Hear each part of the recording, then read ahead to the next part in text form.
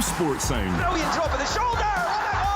From BBC Radio Scotland. There's no substitute.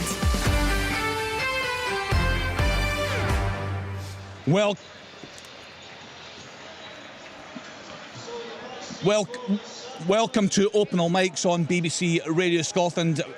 You are tuned in to us this afternoon. I can hear the commentary in my ear at the moment. Don't know what you're hearing at home. I can certainly hear Paul Mitchell. That is a commentary option. Maybe it's just me that's getting that. So Open All Mics on BBC Radio Scotland this afternoon. Billy Dodds, there is going to be a celebration there at Pittodrie this afternoon for one of the biggest characters we've seen in many a year in Scottish football. Yeah, he was, and you know, I had my run-ins with him, Kenny, but what a character. I mean, nearly going at, like, face-to-face with him in the Tannadice touchline, and then I went to an awards do a couple of months later. He's digging me in the ribs. He wants to have a laugh about it. He's just such a character. We always talk about him in football department, but 69 as a person, taken too young, and our thoughts definitely go out to his family and friends, and he's going to get one hell of a 1 minute's applause here, and well deserved at that. You're listening to Open All Mics on BBC Radio Scotland. Apologies, a few issues here in the studio. I'm hearing commentary there from the game at Tynecastle. So just talk to his guys about some of the games, Lan, you're looking forward to this afternoon. Yeah, I mean, there's plenty, Kenny, as we've touched on. You know, Hibs going in a decent run of form. The game at Pittodrie, as Billy's touched on as well, and certainly Jimmy Calderwood going to get the warm welcome, I think, and appreciation that he'll deserve during this minute's applause. Yeah, I think it's just going to get underway just now up at Pittodrie. I think we can sit back and take that in, Billy.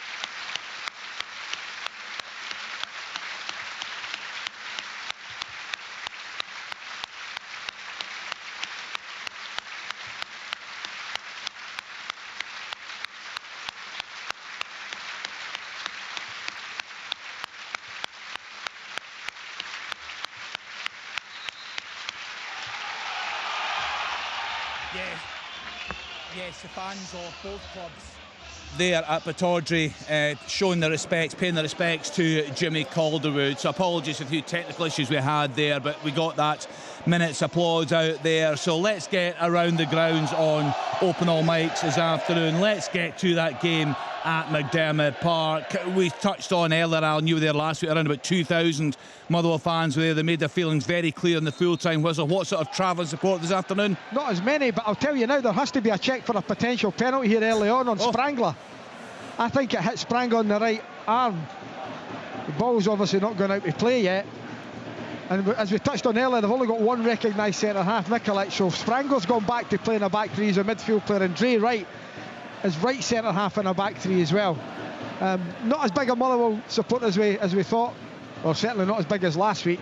And actually, Stuart Kettlewell, who's suspended for today, he's sitting about 5 feet from me, so the game's just you better underway. not say too much about it. Nah, we're all right there, it's fine. But really important game for both clubs. That's why he thinks it's a penalty. Is it not? Have you seen it? Not had a replay yet, no, we'll keep a wee look out. Having a look out, Al, we've got all the games coming into the street. Actually, I have to say, Billy, it looks a fantastic day up there in Aberdeen. Oh, beautiful, but bitterly cold, I have to say, but the sun's shining, Kenny, over the stand, which is nice. I think that is a penalty, Alan. Yeah. I've seen it right away, honestly. The referee's got to look at it, and he's coming over to look at it. Yeah. There was a minute's applause obviously for the brilliant Jimmy Calderwood, so I didn't want to butt in, but I could see it clear as day. And how the referee's not seen it, I do not know. There's movement from the arm of Sprangler. if he keeps his arm into his side, Alan, he's fine. But he moves it away and actually motions his arm forward to catch the, or try to hit the ball. So it's a ridiculous decision to make in the opening minutes of a game. Well, there's no two ways. I mean, I could see it. You know where we are. We're at the back of the main stand, so you're talking maybe 100 yards away. But I could see it clear as day. The referee only has to look at this once, surely. Yeah, the fact he's been brought over, I'd be astonished if he makes any other decision other than a handball and a penalty kick. There's one angle there. It just looks so. It's ridiculous. It's a good spot for you though. Very good. The other part of the game as well. Oh, what a goal! It's Livingston 1, Hamilton 0. The ball came out to Robbie Muirhead on the right hand side. He took a touch inside and curled the ball right into the top corner. Absolute beauty. Livingston 1, Hamilton 0. Yeah, Livingston and Ayr United breathing right down the throat of Falkirk. They've got a tough one today, Wraith Rovers. Yes, Alan. I'll give you this penalty, Kenny. And right enough, justified penalty. It's Andy Halliday that's going to take it. He'll take this left-footed. The referee's just trying to get the keeper on the line, try to get Fisher back.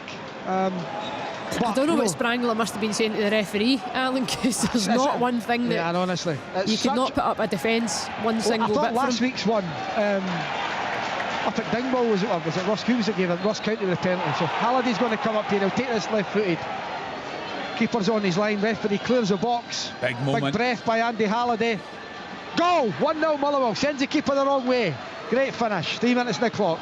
Yeah, and what a start for Motherwell. They were on the receiving end in the Cup, of course, at McDermott Park last week, but a horrendous decision there by the St Johnstone player. And that's a great penalty, isn't it, Andy Halliday? Yeah, brilliant penalty from Andy Halliday. I agree with Leanne. It's hard to imagine what Sprangler's thinking. Goal. It's a goal. Yes, Chick. It's Falkirk who have not had the ball in the league. It's a header at the far post. Corner whipped, a free kick whipped in from an area just in front of me. Group of players. I'm going to play the old stanchion in the stand card here, Ken. I can't exactly at the moment see who it was, but it's absolutely definitely a goal for Falkirk. They are ahead, and I'll just confirm in a moment or two who scored that, but it is Wraith Rovers 0, Falkirk 1.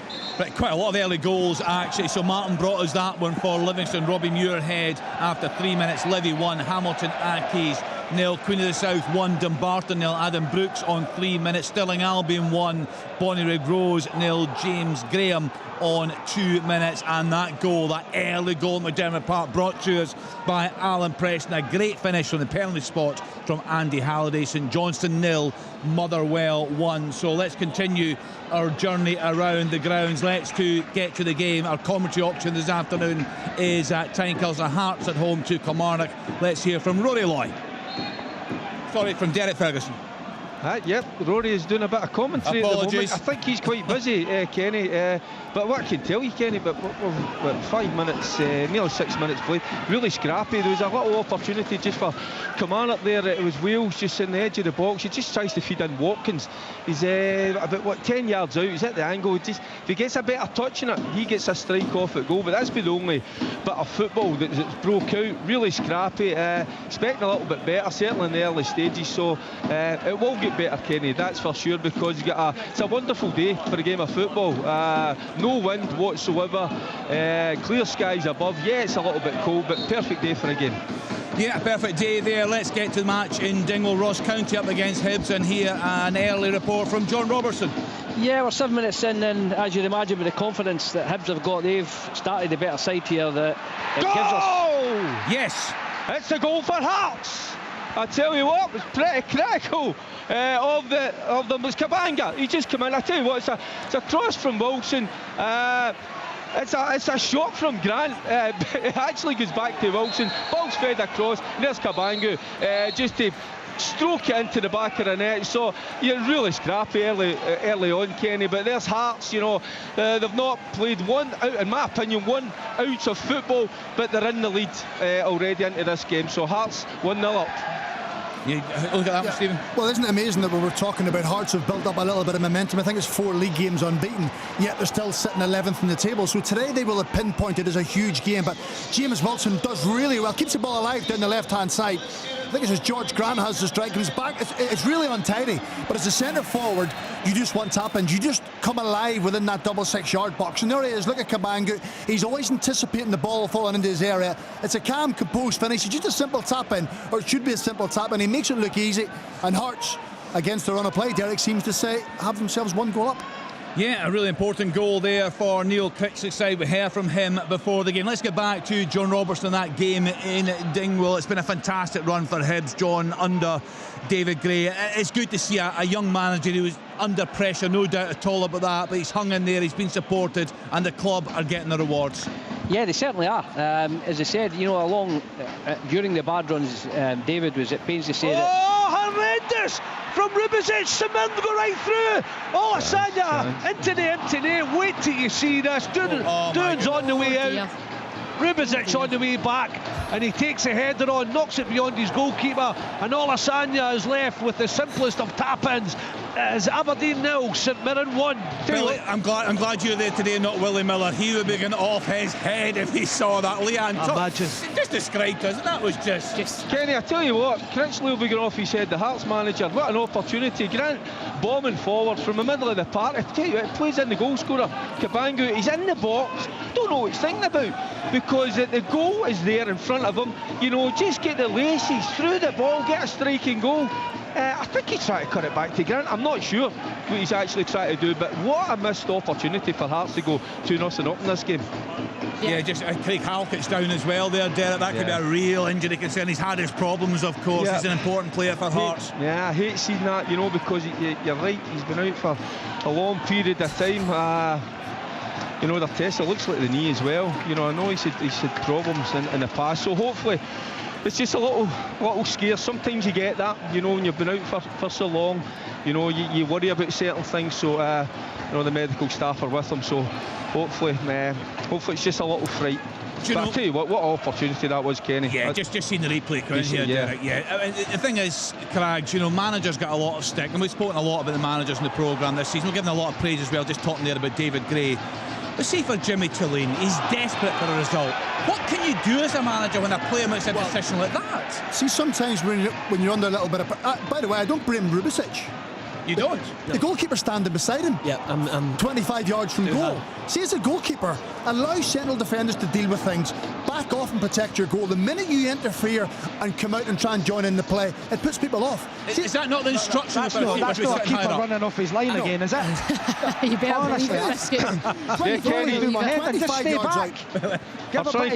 It depends. Right, wait a minute. Yeah, Kenny, sorry to cut in you guys. Yeah, Halkett's, he's got it. Looks like the hamstring. You know, as a cold day, there's a little chance for Kelly there. Hearts not clearing the lines, so Nielsen's come on for Halkett. Real shame for the boy. Kenny Craggs is spot on. I think actually Rubizic has defended it well. Yeah. Olasanya's almost gave up on it because Rubizic has read the wasn't long it a great ball, Stephen, either? It was a decent ball, but it wasn't into the path of Olasanya. Rubizic is totally in control, and Duhan's just tried to get involved without opening his mouth. He just took it down the channel. I wish Pat Bonner was still there, lads, to give the goalkeeper's view. But be listening in the car. You know, Pat will be defending them, Dodgy. You know, the lights, the centre half. Exactly. Listen, I think the goalkeeper's in no man's land. Dodgy, don't worry, Big Pat never come off his line like that, I can tell you. Easy-headed pass back. Pat, that was Stevie Craig in mind. He's a big man, Pat. You wouldn't mess with Pat. The size of the hands are like shovels. Billy, what about the reaction then from the fans up there, the home fans at Pittodrie? They're still behind their team. You know, the ultras away to my right-hand side, they're in good voice. I think the rest of them are more in shock. They're still trying to get them in. I thought this is going to be I don't know what you thought. The show, Duhan's come again. He gets a punch on it this time. He looks a bit nervous. I thought this wouldn't have been an open game, flowing football. I thought it was going to be like a real physical and maybe one team winning by the odd goal or even a draw, but it is that type. They both looked a little bit nervous in possession, and Aberdeen kicked it out the pitch a couple of times, Nielsen in particular, after playing a couple of short passes at the back. So it's not a great game. It's played at a good pace. I just think it's a real physical, tough game, but then Aberdeen have handed St Mirren the breakthrough by an absolute howler. That's the third time Olasanya scored against Aberdeen this season. He scored in every St Mirren game against Aberdeen this season. That's why they played him and just helped it on over the top. And it was around about this time, was it last December, late last December as well, St Mirren, there was it 3-0, they did a job in Aberdeen at that point as well, you know, and I know they played them this season, but that of course up at Pittodrie on the Sunday was after. No, they beat them in December down, and the goal was very similar, Dodds. I don't remember the goal. It was a simple ball over the top. Olasanya ran past Malloy, ran past Ibisic, and put it into the back of the net. Sorry, Steve, I'm going back to this time, like the year before as well, when they won up there. You know, this December gone. And also, when you look at St Mirren going up there earlier this season, and Aberdeen did a job, and then that, of course, was when St Mirren were coming off the back of a European trip. Was a Sunday game. So what a start for them up there this afternoon. Just bringing up to date, a few goals going in England as well. Bournemouth 1, Nottingham Forest still. Both these sides having a terrific season. Justin Kluivert with that goal on 9 minutes. Just confirmation that Olasanya opened it for St Mirren, 1-0 up away at Aberdeen. Chance! Oh, saves, brilliant. First one, I'm not so sure. Hemming just palms it away, but then falls to Papagay. Papagay 6 yards out, and he just hooks it from his right foot to his left, blasts it, and Hemming is on the recovery and blocks it away. Good save. Right, big pass, not going to like this, but why is Hemming pushing that one out? Yeah, I wasn't sure about the first one. I wasn't. Oh, the goalies are having one. It's Keskin when he bends it in and he's diving to his left. I thought he's got to get it right away from goal, but he doesn't. He just palms it into the 6 yard box, and it should have been 1-1, but Papagay misses the opportunity. But a good redemption from Zach Hemming. Last one, easy with a shot there for Motherwell. Just pulls it wide of the target. Motherwell started a lot better. Didn't start last week at all. Found themselves one down early on. Getting that earlier, Andy Halliday justified penalty after 3 minutes. They're dominating. St Johnstone now, Motherwell 1. Yeah, Hearts in the groove. Kenny, some brilliant play, some brilliant build-up play, certainly down that left-hand side. Spittle, Penrise, Grant getting involved, and then the ball just fizzed across near Wilson. Good connection, but just a yard or two over the bar. We've got the goal scorer, Cabango. He's now on the ground looking for a little bit of medical attention. So got a little bit of a few problems in terms. It looks like a hamstring as well, it might be, but no, Hearts in the groove a little bit now, still leading a goal to 0, 14 minutes gone. Yeah, good start for them, good start for Southampton at home to Newcastle United. Bednarek with a goal there in 10 minutes. Liverpool 1-0 at home to Ipswich Town. Szoboszlai with a goal on 11 minutes, and that is you right up to date with all the goal news across the country on Sports Sound. Good save, surely. Great defending. Yes, a chance for St Johnstone there. The ball's hit. I think it's Griffith with the effort. Good save by the keeper, knocks it out. And as Mackenzie Kirk comes in, Motherwell managed to clear it away for a corner. Really good play by St Johnstone on the left hand side. It looks a good save, but I actually think he could have caught it. He's parried it again. I think he's trying to make it look like a better save than it needs to be. Honestly, we're just going to come for them the whole day, I've decided. It is a lovely ball though. Great delivery, the initial ball that comes in. Let's get back into the Championship. So a good start for Falkirk away at Wraith Rovers, a good start for Livingston home to Hamilton Accies. Ayr United there right in the mix. What's happening early doors down at Somerset Park, Kenny Crawford? Ayr United 0, Partick Thistle 0, 11 minutes gone. That a chance for someone? Yeah, there's a chance again for St Johnstone with the corner. They scored off it last week, so clearly they see a bit of vulnerability from Motherwell at that near post. It was exactly the same, flicked on, just no takers this time. Yeah, just 11 minutes old here because there was a few minutes delay at Somerset Park because of a ticketing issue, but still 0-0, no major chances, but there has been a couple of early bookings. George Oakley after just 2 minutes. That's another goal for Livingston, and it's Christian Montano. Brilliant move. It was Stevie May in the middle, chested the ball forward. It fell right into Scott Pittman's path. He squared it perfectly, and there was Montano to just bury it high past Charlie Albison. Livingston 2, Hamilton 0. Chance for Kelly there, ball in from the left hand side. I think it was in Daba, and there was Wales' header, unchallenged, about 8 yards out. Good save from Gordon in goals, but just signs of Kamara, starting to find their feet a little bit, starting to get themselves into this game. Just looking at that live Championship table, Falkirk 46 points, Ayr United 42, Livingston 42. It's so tight at the top of that table. Chick Young and Falkirk off to an absolute flyer through there at Starks Park. Yeah, well, the goal was another chance here. just deflected past the post. Another chance for Falkirk. They are leading by a goal to nil. Was Liam Henderson after just 6 minutes. Free kick on the offside, whipped in. A group of players went to the far post, and it was Henderson who got the vital touch and put it over the line.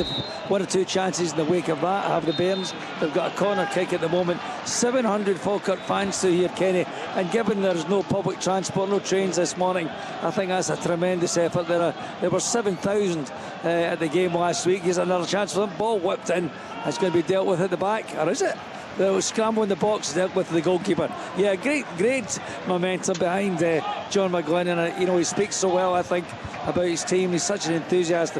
I watched him out at Falkirk warming up. He's one of the few managers, I think, in the country who comes out and monitors and watches the warm-up from 2 o'clock till 3 o'clock. And not a lot of other bosses do that. Do you know what I remember? So intense about his team. Do you know what I remember is actually Jimmy Calderwood. He'd come out and have a word. He'd go round all the players, wouldn't he? A wee arm round them, a wee chat. John McGlynn, he's that type of character. Yeah, absolutely loves that. I think Chick, he'll not want to sit in he'd be shaking in his chair, sitting in, thinking, I hope they're warming up properly, and body language. He's so obsessed. You're right. I thought he was amazing. But I think that just adds a little edge to players sometimes. When they look around, they're a little bit sloppy. Corner of the eye, they watch the manager, you think, oh, he's here, I'm going to have to smarten up. It's a simple tactic. Yeah, certainly working for Falk over the past couple of seasons. A few stutters in the last week, but they're back on track today. Yes, sir. Just something you were saying about Jimmy Calder reminded me.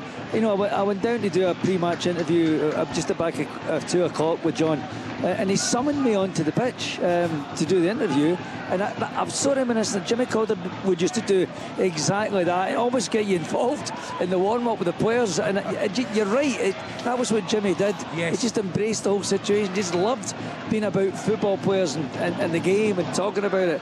Fabulous guy, fabulous company. I knew him very well. Again, the first time I ever met Jimmy, when he came north, I said, well, introduced myself, said who I was. He said, what are you talking about? He says, we were on the terracing at Anfield in 1978 when Scotland beat Wales and qualified for Argentina. I'd been with a group of guys from Birmingham, and Jimmy was among them, and he remembered that, and he was playing for Birmingham City at the time. Did you tell him you can remember what you had for your breakfast? Really, a terrible loss. I was waiting to hear what Big Dens. Alan, I was waiting to hear what stands, what ground you were going to say they met at there, were you not? Surely St Mirren.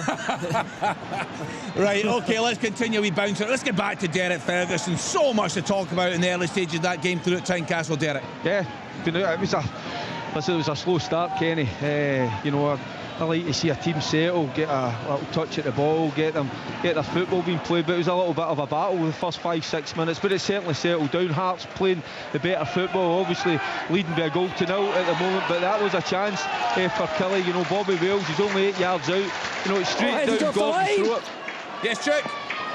Oh, and it could have been an equaliser from Raith Rovers. The goalkeeper had made an absolute mess of that, kicked down, and the ball was just headed into an area, and one of the Falkirk players got the ball off the line. Goalkeeper was stranded, and I think it might have been Ross McIver back there, not sure. Headed off the line, so they do survive, and it remains at 1-0 to Falkirk in Kirkcaldy against Raith.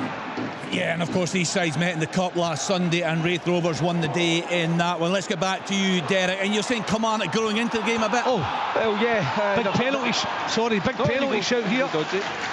No, it just comes in. It's Keskinen down the left, pulls it back. They hit a strike. I couldn't see it for plenty of bodies in front of it.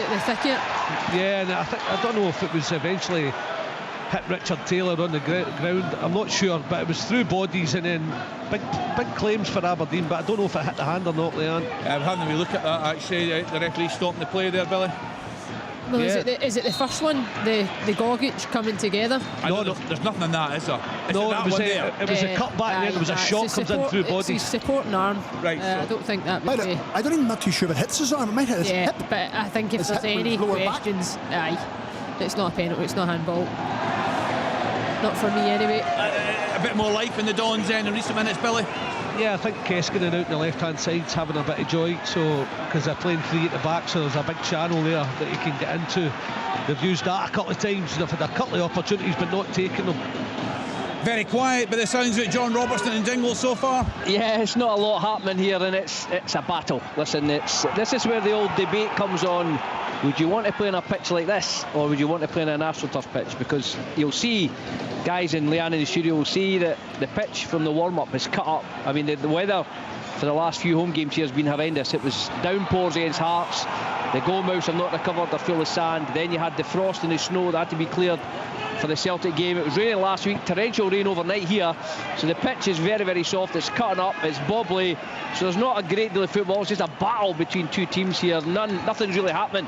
Dwight Gale hit one miles over the bar after 15 minutes. Chilvers has hit a trundler towards goal. You know, the real bright spot so far has been the young debutant George Robertson. For Ayr United. Yes, and Kenny. It's George Oakley yet again, 13th for the season. Brilliant cross by former Aberdeen midfielder Conor McLennan.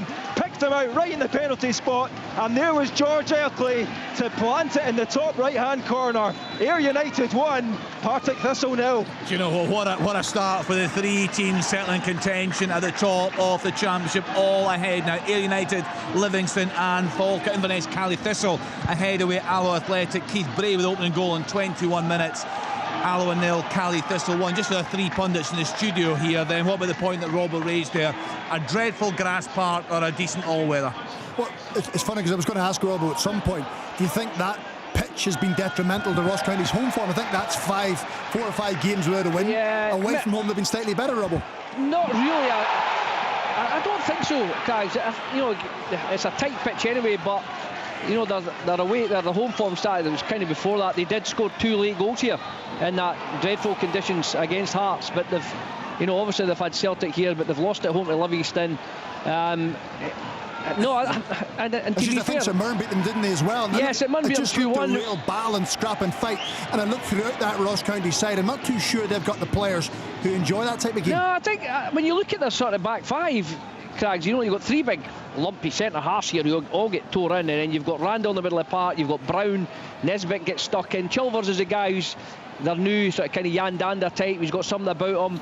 Ashworth has come in and changed. They've got, you know, today they've brought the young boy Robertson on, but he looks a handful. He's only a young lad. I tell you what a build he's got on him, and he's extremely quick. And he's given Hibs back 3 a wee bit of a problem with his naivety. He's just running at them and bashing them about.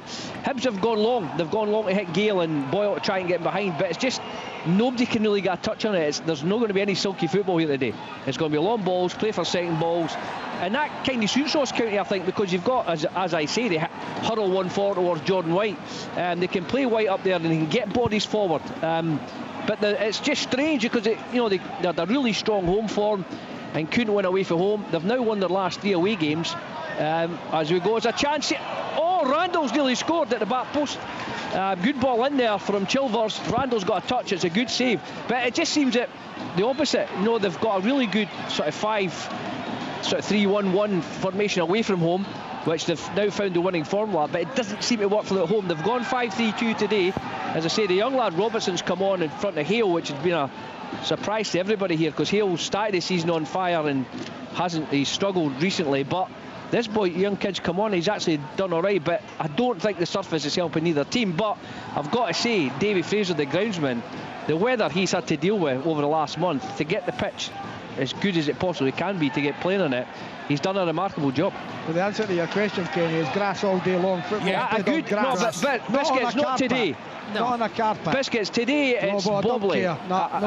I'm telling you, no, pal, good football players would, if you've got a really good field turf, you'd rather play that than this. Don't get me wrong. Not on any of the 4 divisions in England. Biscuits, don't get me wrong. A good grass pitch miles ahead of an AstroTurf every single day of the week. I think in England they seem to spend their resources better in actually having ground staff that can maintain pitches and having appropriate lighting and heaters and everything else to look after the pitches. We don't in Scotland. That's the reality. They don't have to deal with the Highland weather in England either. But I've massively changed to a good AstroTurf pitch before that grass pitch that you remember from years and years ago. So the one we're seeing in the pictures up at Dingwall.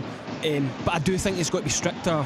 I think when we talk about AstroTurf pitches, sometimes when Livingston gets really tired and worn, it's much different to a good AstroTurf pitch. Falkirk's the one, Stephen. Oh, was it? Yeah, Falkirk, Billy.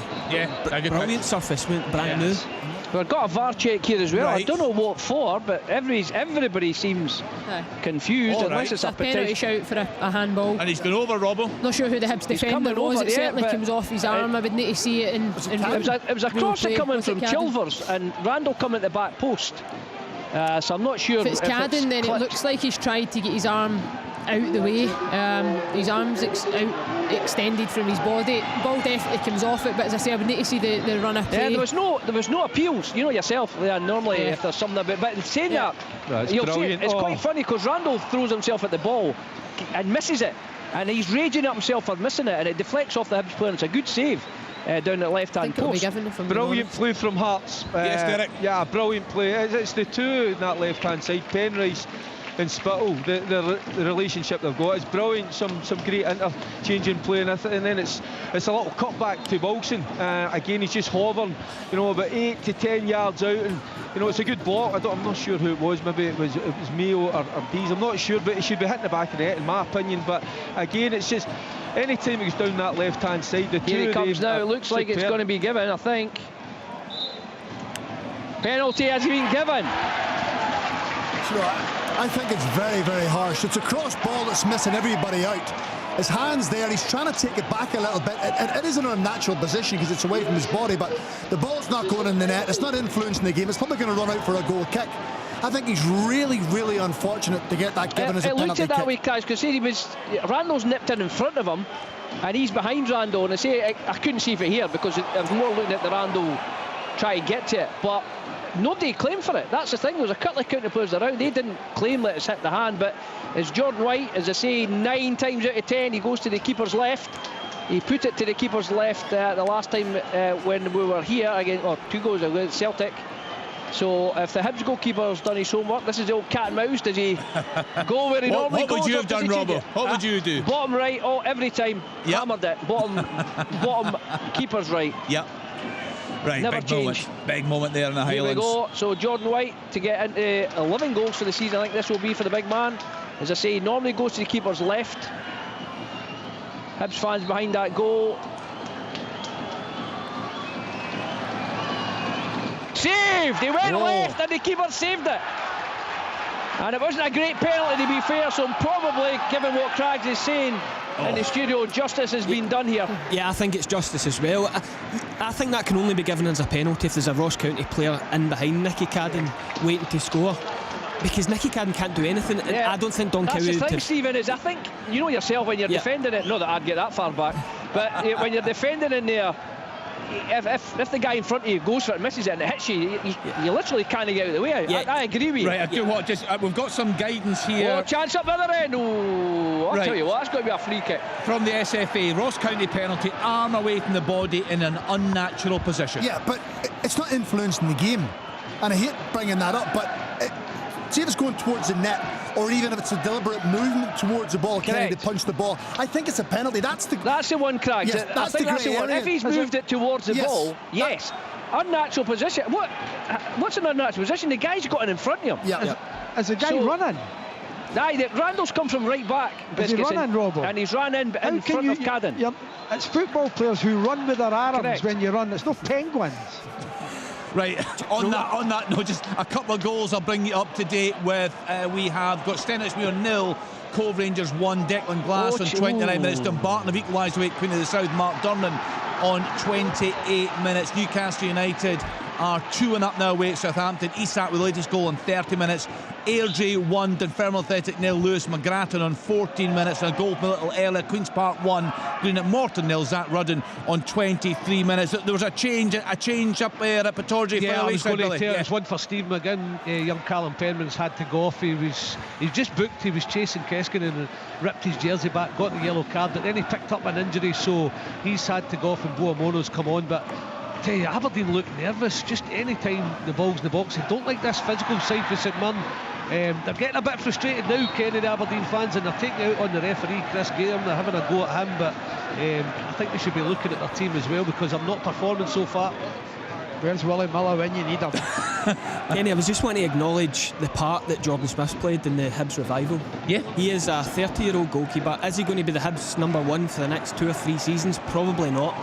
But he has come in at a time where they couldn't buy a win, and his part, it's a brilliant save, but his part, his experience in the Hibs revival was understated. I think he's calmed everything down. And was his debut 3-3 against Aberdeen, or one of his first games? Yeah, when he had an absolute nightmare and everybody had written them off. But the record with and without him this season's remarkable. Stephen, he's still throwing them in.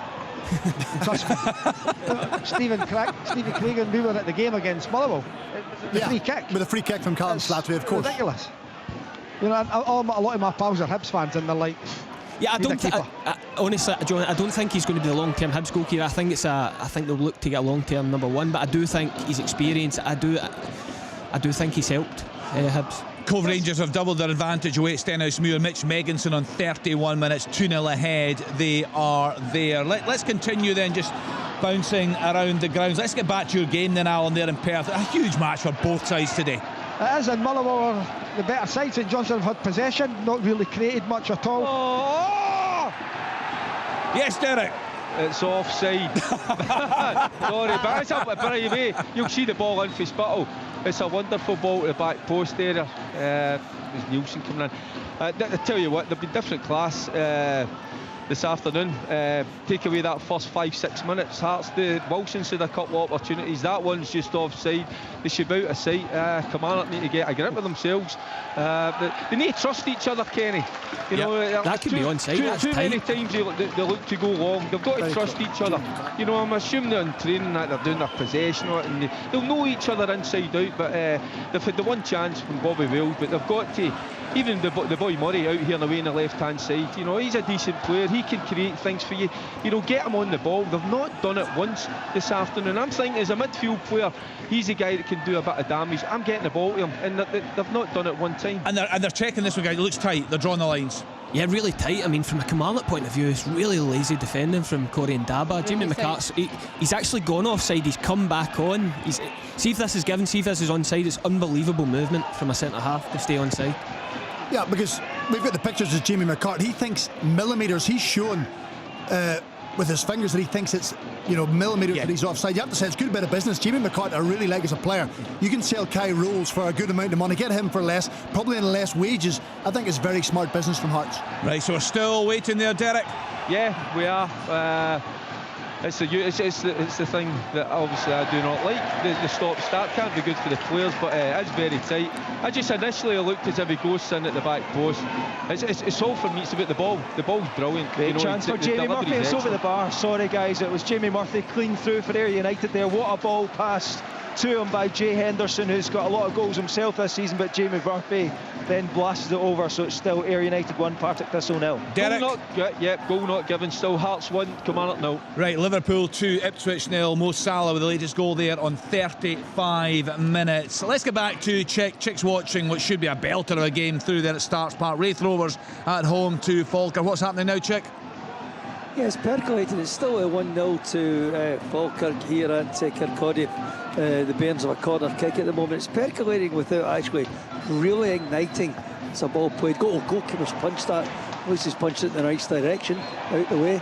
And Raith Rovers can breathe again. So it's a good game, Kenny, without being thrilling. Although right now there's a break by Raith Rovers. They've held this up far too long, allowed the Bairns to get back. So remember, huge game because Falkirk pace setters. John McGlynn did say to me pre-match that, you know, the defeat last week will be forgotten if Falkirk go on and secure the championship, get themselves back into the big time. Of course, successive promotions by John McGlynn, incredible achievement if it comes to pass. But right now, I think they need another goal in this game. Raith Rovers a free kick outside the box. Kenny, I've just saw a still of that, like the guys in the studio. I think that's a goal. I don't know where they've drawn the lines in that, Derek. There's confusion in here, isn't there? Steve and I just raised the eyebrows at one another, thinking on a week when Norway pack VAR in. The lines have drawn. It's closer. It feels closer. I know, and factually, the lines. You've got to trust the lines. I mean, but it's where they've drawn them. It looks a lot people closer. have drawn them, you've not got to trust sometimes. would anyone in this programme, Alan brought up their Norway scrapping VAR, would anyone actually like to see VAR scrapped? Because there have been some horrendous decisions that it has obviously picked up. Well, you know what, it was refreshing for me, 2 Premier League teams last week playing in the Scottish Cup without it, and it was very refreshing. Right, let's go around the pundits then, guy. Yes or no? Sorry, right? Just very quickly. You go, rattled the crossbar, that free kick I was talking about. Goalkeeper was toiling to get it. Nicky Hogarth, and it was just rattled the crossbar and went for Rukovic is in trouble again. Olasanya 2-0. Oh my goodness! It's incredible. I mean, he has torn a caravan. I'm not joking. Olasanya gives him 4 yards and then beats him by about 2. Then he gets to the byline and cuts it back for Mandaron. And it's Aberdeen 0, St Mirren 2. Olasanya, the fear he's given Aberdeen is incredible. And never mind giving the goalie stick on this one, Stephen Craigan. Talk us through that defending. Well, when you're struggling, he's got to bring him down. I know it's a professional foul, it's cynical, you've got to do it because you know he's got the legs on you. I spoke about the goal in December when Olasanya ran beyond him and ran beyond Malloy. He's got to know. And when you're playing against someone with pace, you've got to give yourself 2 or 3 yards. You can't be standing next to him. You don't want the foot race. It's brilliant from Olasanya. Gets round him, gets to the byline, lifts his head. That's a maturity from Lasagna in his game now. And he picks out his teammate Mandron. It's a tap-in. Call it rest defence, call it what you want, but they're left 2 for 2, and I'm not being funny. Olasanya and Mandron are not exactly lightweight strikers. You've gone 2 for 2, 2 centre-backs up against 2 very good central strikers, physical strikers. That, from a defensive team perspective from Aberdeen, is utterly shambolic. I tell you that right now. That is so naive that there's no message, that there's no leaders on the pitch that understand the vulnerability of that position. Right, I just spot on in terms of the 1v1 situation. I said we'll get some fans on there. Let's get Willie on between 5:30 and 6 o'clock. Before we get out, I want to ask you guys about VAR, but just we're talking about managers under pressure and perspective and things. As things stand, Motherwell 34 points, Aberdeen 35 points, and look at the stick that Stuart Kettlewell has been receiving. That was my point earlier, Kenny, and I say that by to the the way, guys. Aberdeen have spent $1 million and plus. If Jimmy Tulleen behaved the way Stuart Kettlewell behaves in the touchline, shouting and bawling and getting involved with officials and picking up numerous yellow cards, as you've mentioned, would he be under more pressure just because of the way he conducts himself? I think he would. But Leanne, did anyone else think at the start of the season we had the worst Aberdeen were going to finish was third? I know. The worst. People were saying they could compete with Rangers for second. They're closer to Hearts at second bottom than they are to second top. But I think, was it Billy, you touched on it earlier, for a manager in this position, it's about finding problems now, it's solving those problems. And you're looking at this game, and even in the opening 40 minutes of the game, he's been unable to solve problems. Rubizic being left one-on-one, I know we said the goalkeeper Duhan was probably at fault in terms of the communication, but again, you're isolated 1-for-1. You're allowing yourself to become embroiled in that type of battle today. I don't think Aberdeen won the battle today. Not for me. Right, Alan, have we looked? Kucheravi goes down. It's not a penalty for me, but he goes down 1-1. The fans are 1-1, but no chance. Right, we'll have now the guys just a wee look. No chance. No, unanimous. I think the fact he gets back up as well probably tells you. Or is it the next? No.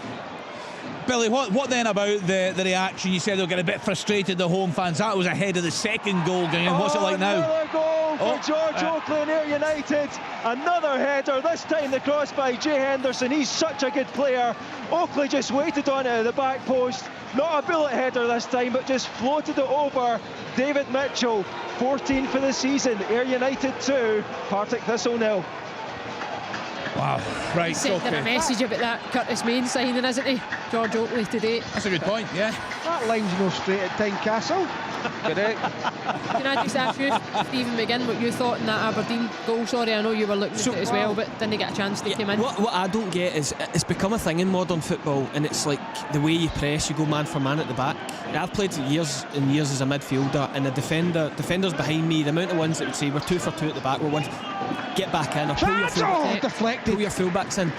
That situation, if you press pause, is the dream scenario for Toisi Olasanya. He's got the beating of Tobers or Rubizic with a full half of the pitch to run into. Right, and Jimmy Tulleen's gone to... Yes, Robbo. Hibs are ahead. 42 minutes, a corner came in.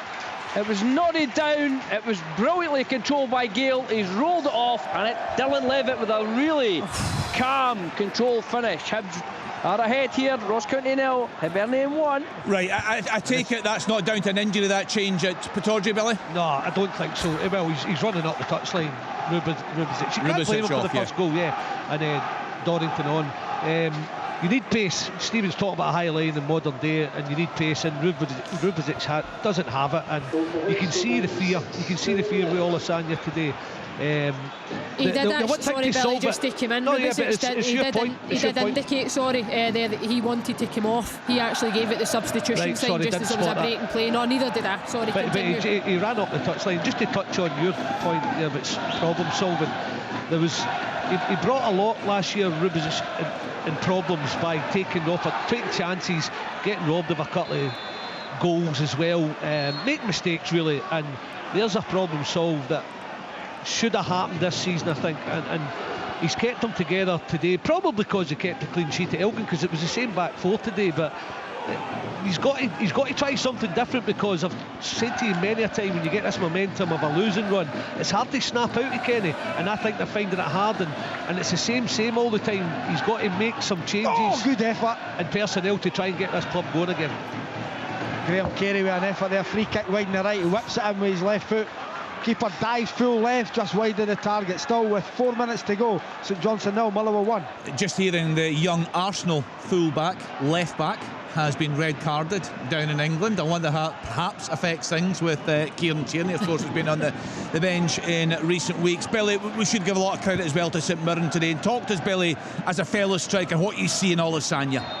Absolute pace. Don't ask me, you should ask Stephen in the studio. Just gives you fear if you're a defender, because you know you've got to be giving yourself at least a couple of yards. A couple of yards usually when they're quick, but when they're as quick as him, it's 4 or 5 yards, so your team have to sit deeper. Billy, Rubezic has a couple of yards. I don't think you're not going to go against your manager's wishes. I don't think there's any way Rubezic wants to be left in that situation.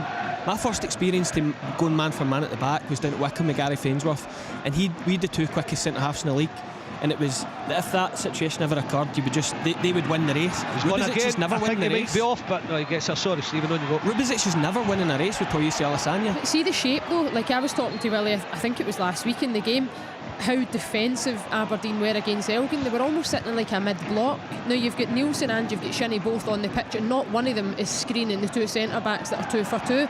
I find that astonishing. If you've got 1-6 on the pitch, I can understand, like Stephen's saying, you've gone player for player, you're trying to be super aggressive, but to have 2 6s that we're saying, if they get legs in there, if they get the engine to keep going and do that type of running per game, I don't think they have. So why they're not being much more defensively sound and giving themselves that chance against a St Mirren side that have got 2 strikers up the pitch is, for me, mind-blowing this afternoon. You've got to defend even if you're in the back 4 man for man at times, because you wait to see the 2 goals are just hooked up the line, and sometimes your full backs are high. Yeah, you could say sit them deeper in a line of 4 and keep them like that, but it's not always the case. At some point it doesn't matter when you're set up a back 4 or back 5, but usually a back 4 and you've got 2 strikers, you're going to have to defend man for man at times. Nah, but Dodgy, when you see it back, I think Shinnie's like in no man's land. He's not doing anything at the point that ball gets turned. He's not pressing the game and in a good area to lock the box or keep winning the ball higher up. Maybe pressing, but they're going to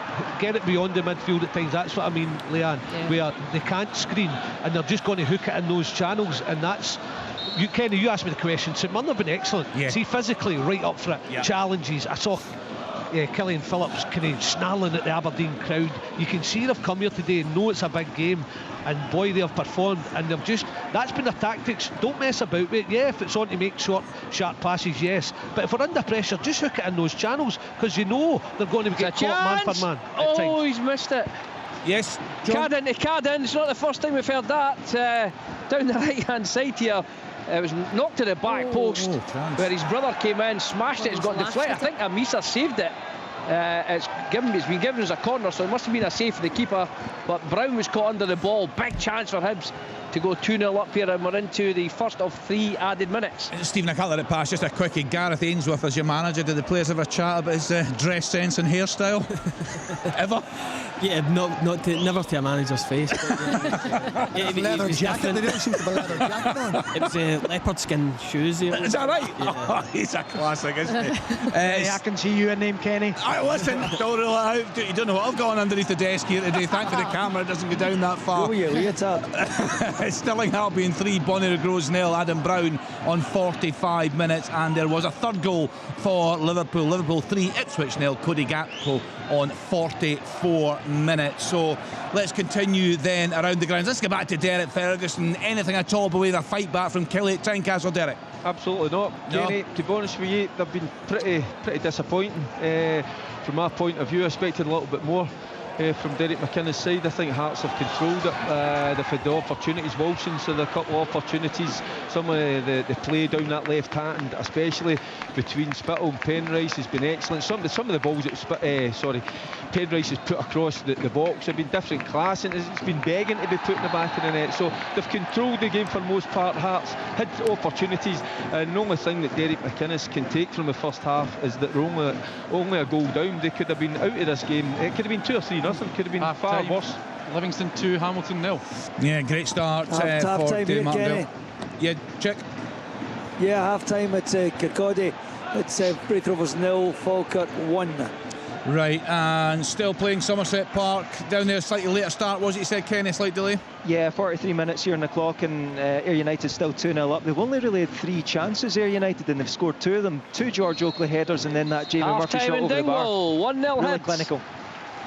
Thanks, John. Thanks to Kenny there. And still playing at Pittodrie, Billy Dodds. And it's going to be interesting, I think, maybe the reaction from the Aberdeen fans when the half-time whistle goes. I was thinking exactly that, my friend, in terms of when this half-time whistle goes, how the crowd will react. The ultras have stopped singing now. They're not so half-time at vociferous. McDermott Park, St Johnstone 0, Motherwell 1. Thanks, Alan. Yeah, I know Willie was quite critical. He couldn't understand. Who was that? Was it against Hearts? Was that the Sunday game? Maybe. Yeah, it was. It was a 0-0. Yeah, I think that was to do with them missing the penalty, got away with one. They end up taking a point out of it more than anything. But yeah, and Billy, you saw Ibrox, who were dreadful that night at Aberdeen, but again, the big travelling support as always, and they got a great reception at the end of the game. They did. It was as if they won the game. They're buying into the Jimmy Tilleen project, but if it keeps on going and they lose, the next 2 or 3, you can see it turning, because they've not been good enough today. I've talked about the physical battle. St Mirren are going to bring that.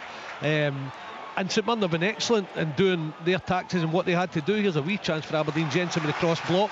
Crowd try to get behind them. So they're still with them, I'll say that. But the longer this continues, you know what happens in football, Kenny? Yeah, absolutely. Just seeing the pictures there from McDermott Park. I wonder if the video guy at Motherwell's hoping that Stuart Kettle was back down the touchline soon. He's getting his ears absolutely bent there by Stuart up in the stands, isn't he? He's talking through something with him there and pointing. But he'll be delighted so far with his performance. That early goal from the penalty spot. A great penalty it was from Andy Halliday early on up there at McDermott. Half-time, Motherwell ahead against St Johnstone. Just the one game by the looks. Are you still playing at Tynecastle, Derek? Yeah, we are. Yeah. 5 minutes have added on time, so we get about 40 seconds to play, Kenny. Yeah, of course, with the VAR check there, and the guys were not convinced by the lines drawn. No, it was a goal. I saw the lines. I'm sorry, I don't get it. I'm quite unsure who was in the middle of that command up defence, but they're certainly playing McCart on for me. That was like you drawing those lines on a Friday night, Ferg. Oh, I tell you what. Talking about Saturday night, all over the place. Right, I'm keeping an ear out then for the half-time whistle at Pittodrie. I'll be interested to see, because Aberdeen fans are definitely still behind the manager. They just wonder if they're turning just a wee bit now, because they have been poor at home to St Mirren this afternoon. Is that a decent travelling support there, Dodsey? There's maybe 150, 200, but they've made a long journey in the weather conditions as well, but hardly sold, but getting rewarded. Yeah, absolutely. Half-time, Kenny. Thanks, Derek. So Hearts ahead through there at Tynecastle. That's half-time at Somerset Park as well, Kenny. Ayr United 2, Partick Thistle 0. Thanks to Kenny Crawford through there at Somerset Park. Let's just wait then for the half-time whistle to go up at Pittodrie. Billy Dodds is there for us. What a fantastic first half for the away side there. 2-0. St Mirren are up away at Aberdeen. Just looking at the live table as things stand, St Mirren 7th spot, 30 points. There you go, Kenny. Yeah, it's just interesting, Billy. Yeah, it's interesting just how things are starting to turn there. So all the reaction to come on Sports. And a reminder, we are on until 6 o'clock this evening on the radio. Reaction to come from managers, from pundits and from fans. And we're on the telly today, BBC One, 4:30 until 5:30. Football from Sports Sound. Brilliant drop of the shoulder. From BBC Radio Scotland. There's no substitute. Non-stop action. Scotland in for the try. Non-stop drama. George down for the try. Everything you got. The Six Nations. Never stop. Scotland's Six Nations starts right here. Get all the news and exclusive interviews from the Championship. The BBC Radio Scotland Rugby Podcast on BBC Sounds. And catch Scotland versus Italy next Saturday afternoon. And that is Scotland at their attacking base. The Six Nations. Watch on iPlayer, listen on digital radio, or ask your smart speaker to play BBC Radio Scotland Extra. You're listening to Sports Sound on BBC Radio Scotland. A busy day of football action and plenty more to come. Our commentary match this afternoon comes from Tynecastle Hearts at home to Kilmarnock. Our commentary team there, Rory Loy and Paul Mitchell. And it's Hearts who lead by a goal to nil. El Cabangu after 8 minutes. The foundation of the goal was good play from James Wilson. He cut the ball across. George Grant's shot came back to him. He tried a shot. It was going wide, but El Cabangu was there. He turned the ball in for about 8 yards out. Hearts 1-0 ahead after Kilmarnock had started brightly. Bobby Wales tested out Craig Gordon with a header. Cabangu then was put through and mysteriously, just with a goal, all he had to do was pull the trigger. He was going to put it on target, decided to cut the ball back. Nobody quite knows why. James Wilson's had a couple of opportunities. Jamie McCart thought he'd got his first goal for Hearts. Looked quite a bit offside. Apparently VAR was close, but Rory, Hearts haven't played brilliantly, but Kilmarnock have just been the worst enemy at times. Yeah, there's been a lot of mistakes in the game. Hearts and Kilmarnock both guilty in the midfield area of giving the ball away, and that's created chances for both sides. Hearts took the lead. Magnificent work from James Wilson. Been really impressed with him. You know, his movement, very intelligent. He's worked well with Cabangu. Craig Gordon's done his work at the other end. Really good save from a Bobby Wales header. Overall, Kilmarnock should have scored with that header, in my opinion. Hearts should have scored more than they have. So it'll be interesting to see. I don't think Derek McInnes is a big fan of such an open game. It'll be interesting to see what happens at half time, but really entertaining game so far. Killie came from behind to win here in October. Can they do so again? We'll have the whole match live for you. Half time though, Hearts 1, Kilmarnock 0. Thanks to Rory Loy and to Paul Mitchell. Derek Ferguson will be on open all mics duty in the second half. A really interesting game up at Pittodrie this afternoon. Aberdeen at home to St Mirren. The half time report from Billy Dodds. Yeah, it's an interesting game, a real physical, fast game. This one in front of a 15,829 crowd. It's gone the way of St Mirren, who have been absolutely brilliant the first half, and they took the lead when their first opportunity after 8 minutes. It just hooked forward, and Rubezic and Duhan got themselves in all sorts of trouble, more so the big central defender, the goalkeeper coming off the line. The central defender decided to head it back, doesn't realise his goalkeeper's off his line, no communication. Duhan's fault, and Olasanya was left to tap into an empty net. They did have a little response 4 minutes later. Keskinen, who's been the biggest threat, you have to say, cutting from the left, he curled a left foot shot. Hemming should have done better, palmed it away from goal, but he palmed it straight to Papagay, and from 6 yards he took a touch, dwelt on it, dragged it from his right foot to his left foot, and then thumped a left foot shot, which Hemming did well to redeem himself, and it was a really good block. It was a lot of hard graft and physicality in that middle period in the first half, but sensationally it was St Mirren who made it 2-0, and it was big Rubezic again who was left toiling. Olasanya is putting the fear up Aberdeen. It was just another hook ball in the channel. He gave Rubezic 2 yards, he caught him, he bypassed him, then got across him on the touchline and cut it back for his strike partner Mandaron to finish. Aberdeen have been average, but the Saints have been superb in this first half. Half time at Pittodrie, it's Aberdeen 0, St Mirren 2. Billy, just one quick question. Gary Flossie's an Aberdeen fan, he's been on the programme a few times. I've not heard you mention this. He's saying the refereeing in the Dons game is shocking, the worst he's seen in a long time. Anything stand out for you? A few dodgy ones, but it's all within the game. It's not been game changers. Yep. But I did say to you, I don't know if you were doing something else, Kenny, I did say to you, the Aberdeen fans were getting frustrated, and they were taking out the referee. They were giving him pelters for long periods, but nothing like a horrendous decision that it wasn't an Aberdeen penalty or something like that. But he has been taking a bit of stick from the Aberdeen fans, as Chris Graham. Thank you to Billy Dodds. Alan Preston is covering the game at McDermott Park. St Johnstone against Motherwell. It's St Johnstone 0, Motherwell 1. Alan's actually down in the pitch with some of his former colleagues down there. A little celebration for them. So we'll get Alan back on open mics duty in the second half. Stephen Craig, and we're just looking at that game. It was an electric start for Motherwell, and hard to understand what was going on with Sprangler giving that penalty away. Yeah, it's a really strange decision so early in the game. It's not as if Tony Watt was through 1-on-1. The ball was kind of bouncing into the 18-yard box, but not into a dangerous area. But for some reason, he decided to throw his left arm at it, which, with the cameras around nowadays, Kenny, you can't do. But Stuart Kettlewell, for a number of weeks, has been complaining that his team have started games slowly and they've given the opposition the initiative in the game. So to get that early goal, considering the criticism they've had this week, confidence may have been a little bit low, a little bit fragile. So it's a perfect start for them to get themselves a goal up in the game. And remarkably, sometimes give myself little tasks, but I had a look about scoring the first goal and conceding the first goal. St Johnstone have only picked up 4 points after conceding the opening goal in a game in the league this season. Motherwell are unbeaten after scoring the first goal. So it'll be interesting to see if that changes in the second half. St Johnstone have had a wee go in the first half. They've had a couple of opportunities. Ellery Balcombe with a really untidy save. Motherwell have looked lively on the counter-attack, but clearly it's a game finely poised. Yeah, just looking, Stephen, again at the live table, St Johnstone 10 points adrift of Ross County and Kilmarnock. We spoke before this game, they had to kick on, take some confidence with the cup win last weekend, and it's just not happened. Yeah, I mean, obviously it's 45 minutes plus still to play. You've got to believe in that home dressing room you can turn it round, because in the last few weeks I think they've had games, favourable games. You speak about Motherwell's injury list at the minute. This is a game off the back of beating them last week. In the situation, it's a must win. This is a must win game. And you asked in the show about VAR.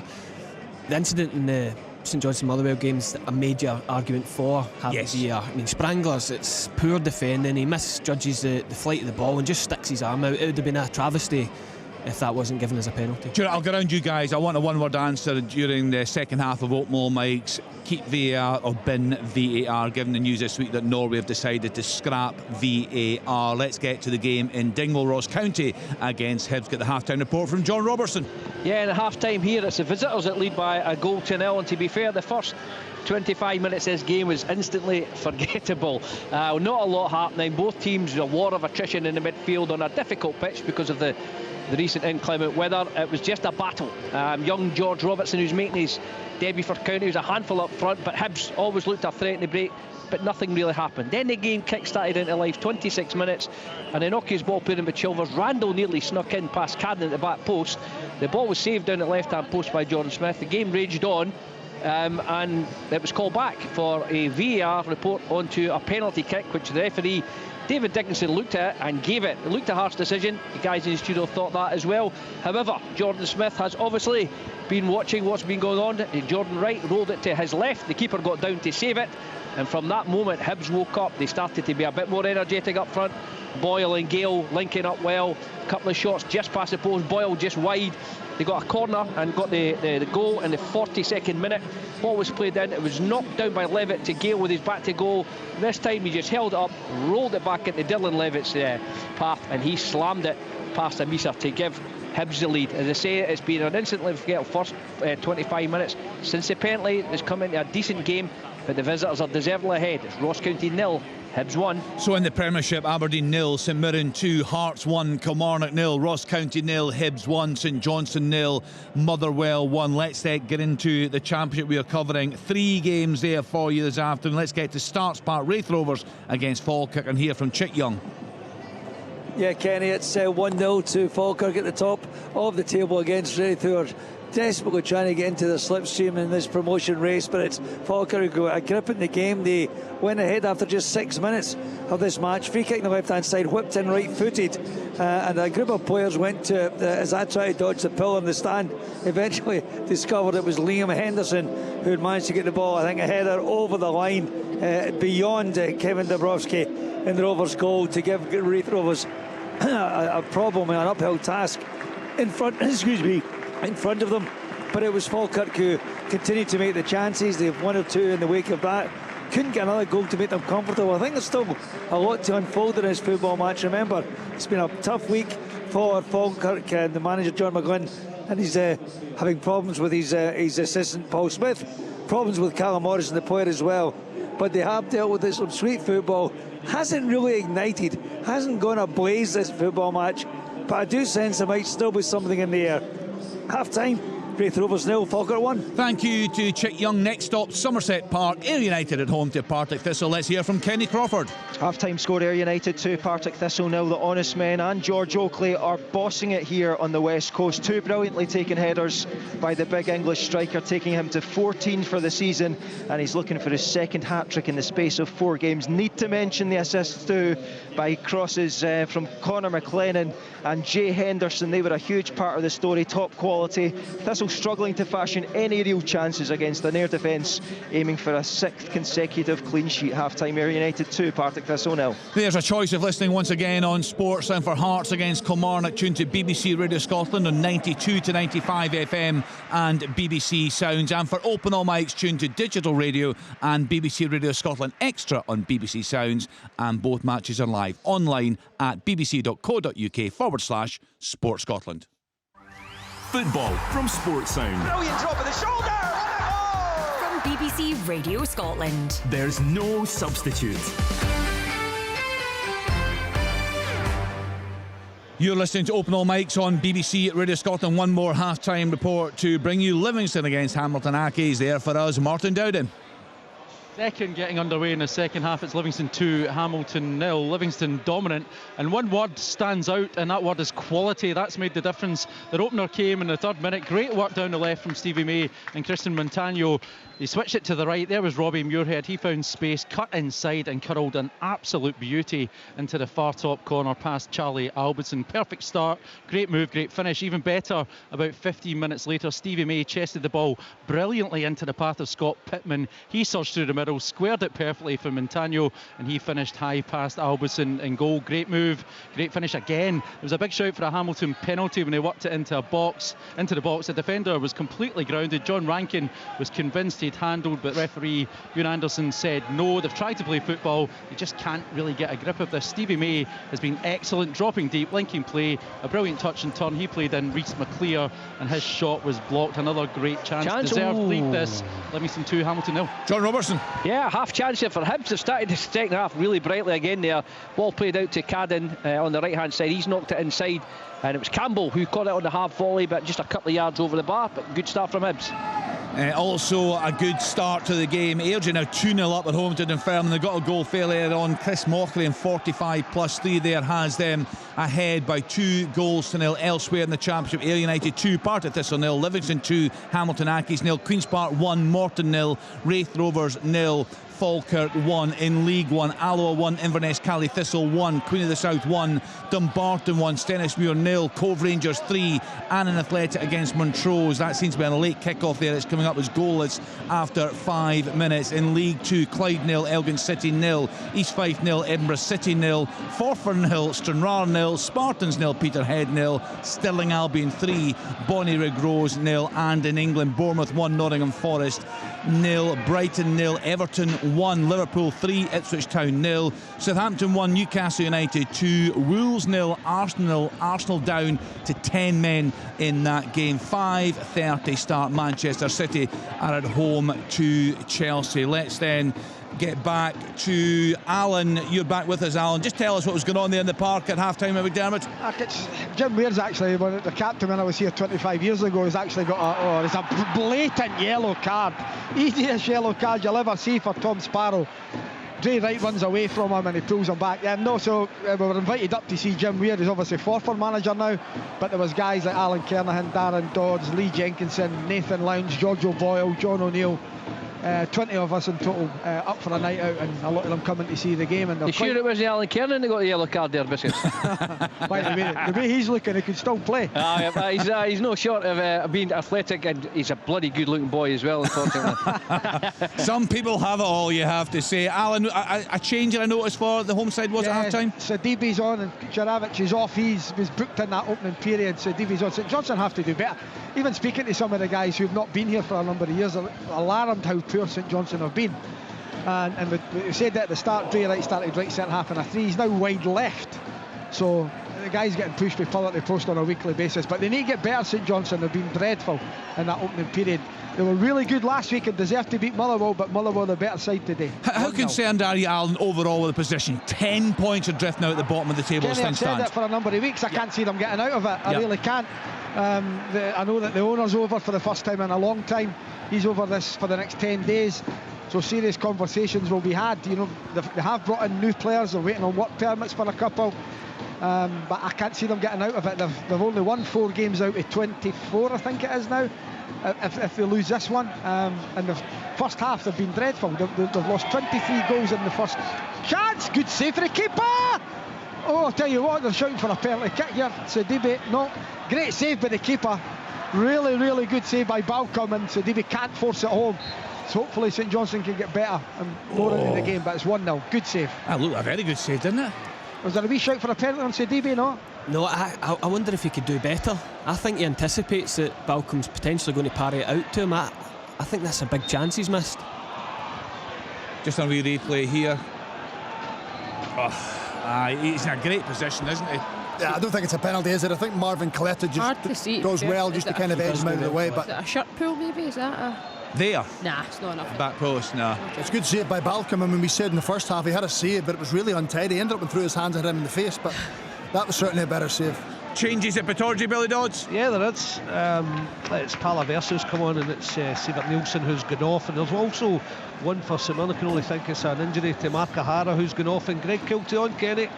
Yeah, a big job for Aberdeen to get back into that one at Pittodrie in the second half. Let's get back to Derek Ferguson. Our commentary match today is at Tynecastle. What's happening in the early stages of the second period, Derek? Well, Kelly have made a change at half-time.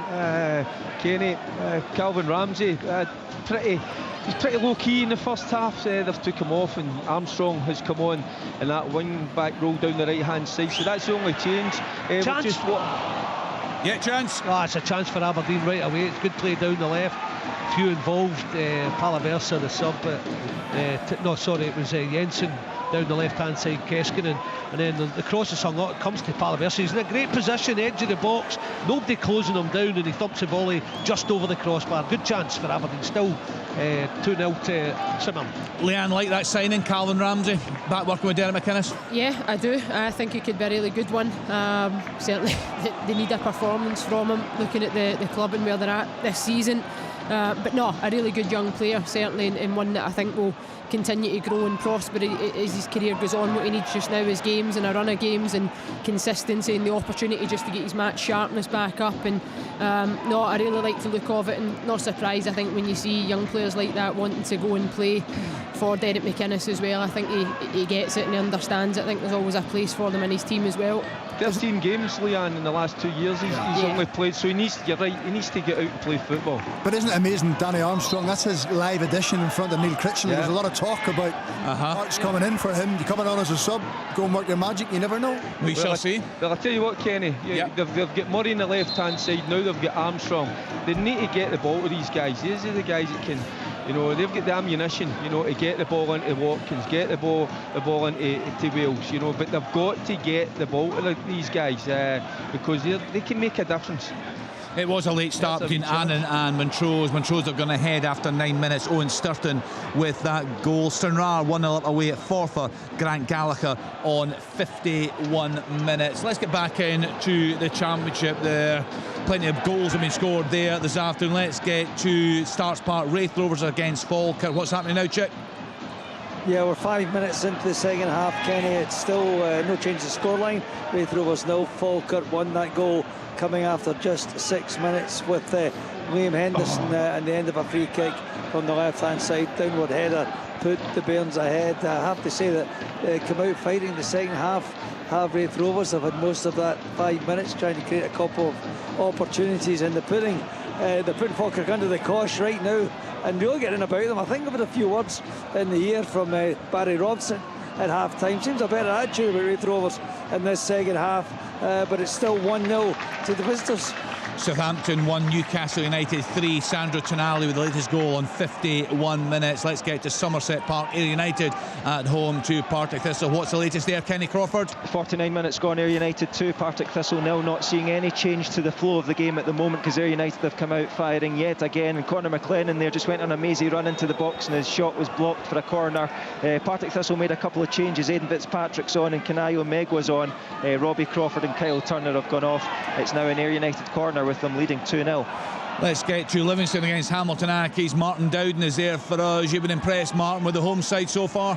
Yeah, Kenny, it's still Livingston 2, Hamilton 0. I've been really impressed with the quality, particularly on this surface, as I think Steve McGinn mentioned earlier on. But what's really impressed me has been Stevie May. He's been involved, central to both goals and central to every chance that Livingston create. He just drops deep. His touch has been excellent all afternoon, and he's linking it up superbly. You can see Hamilton trying to play the way back in. They brought on Ewan Henderson. He's made a little bit of impact in the minutes he's been on the pitch, but they're really struggling to threaten Jerome Pryor and goal. Right, equaliser, yes, it's an equaliser for Kilmarnock. It was Watkins down the right hand side, just fizzes it across, and there was Bobby Wales just lurking round about that 6-yard box, just guiding it into the back of the net. So they were pretty poor in my opinion, certainly in that first half, but they're back in level terms in the second half.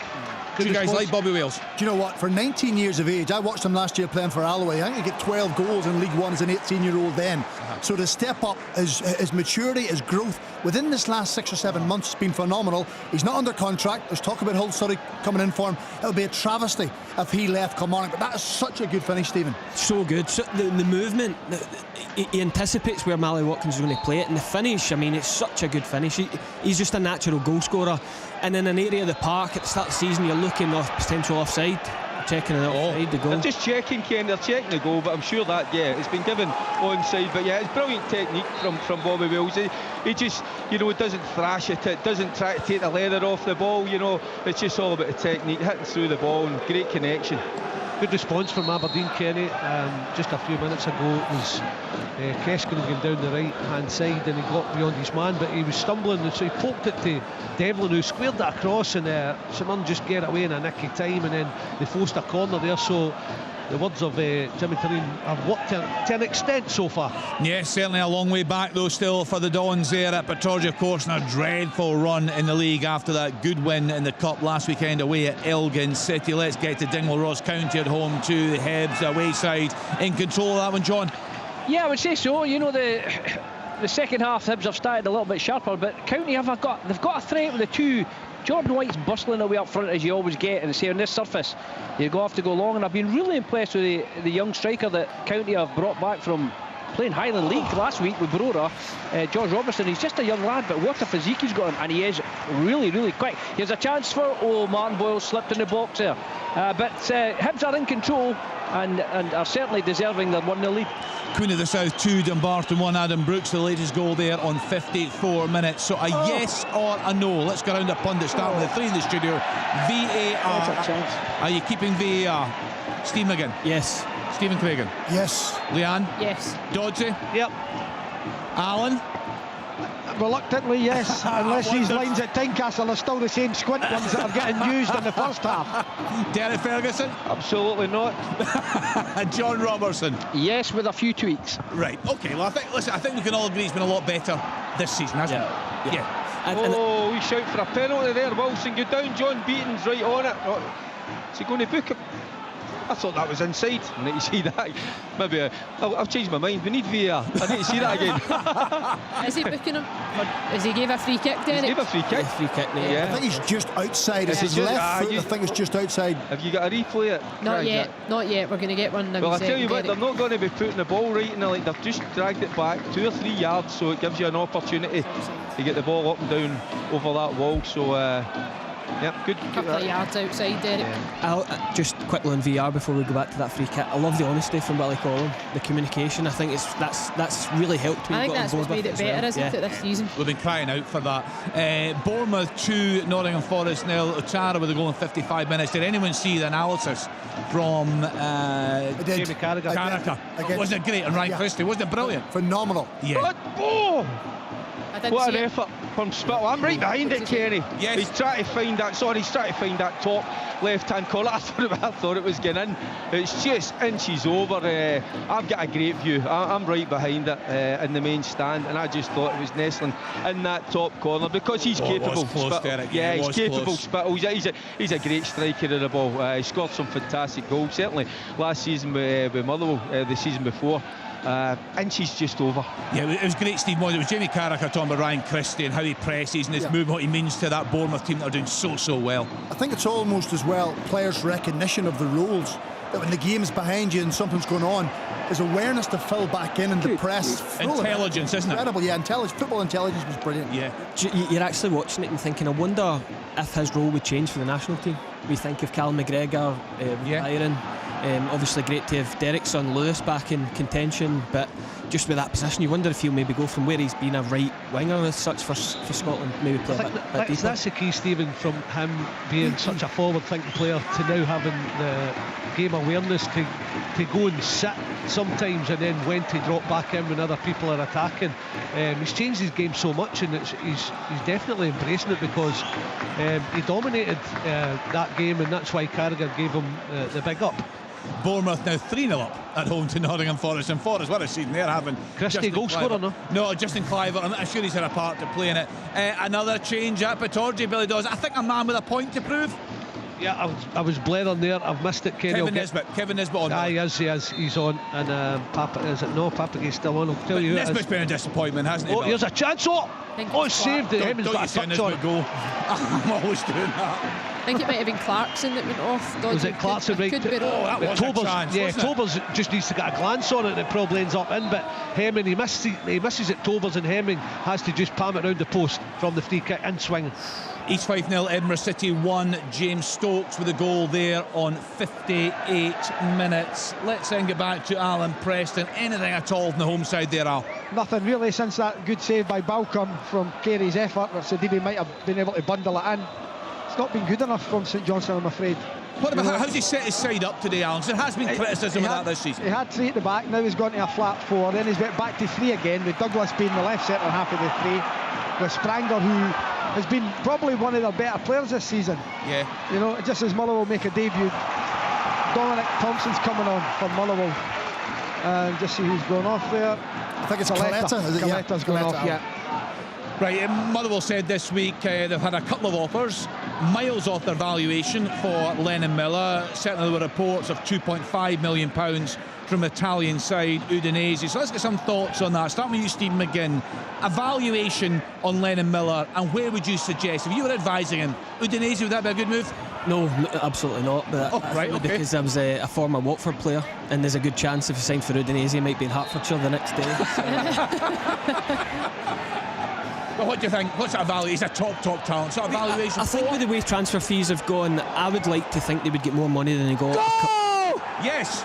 Oh my goodness me! What a mistake by the Throwers' defence. They've been all over the place. They were actually attacking, creating opportunities. There's a misplaced kick out of the back.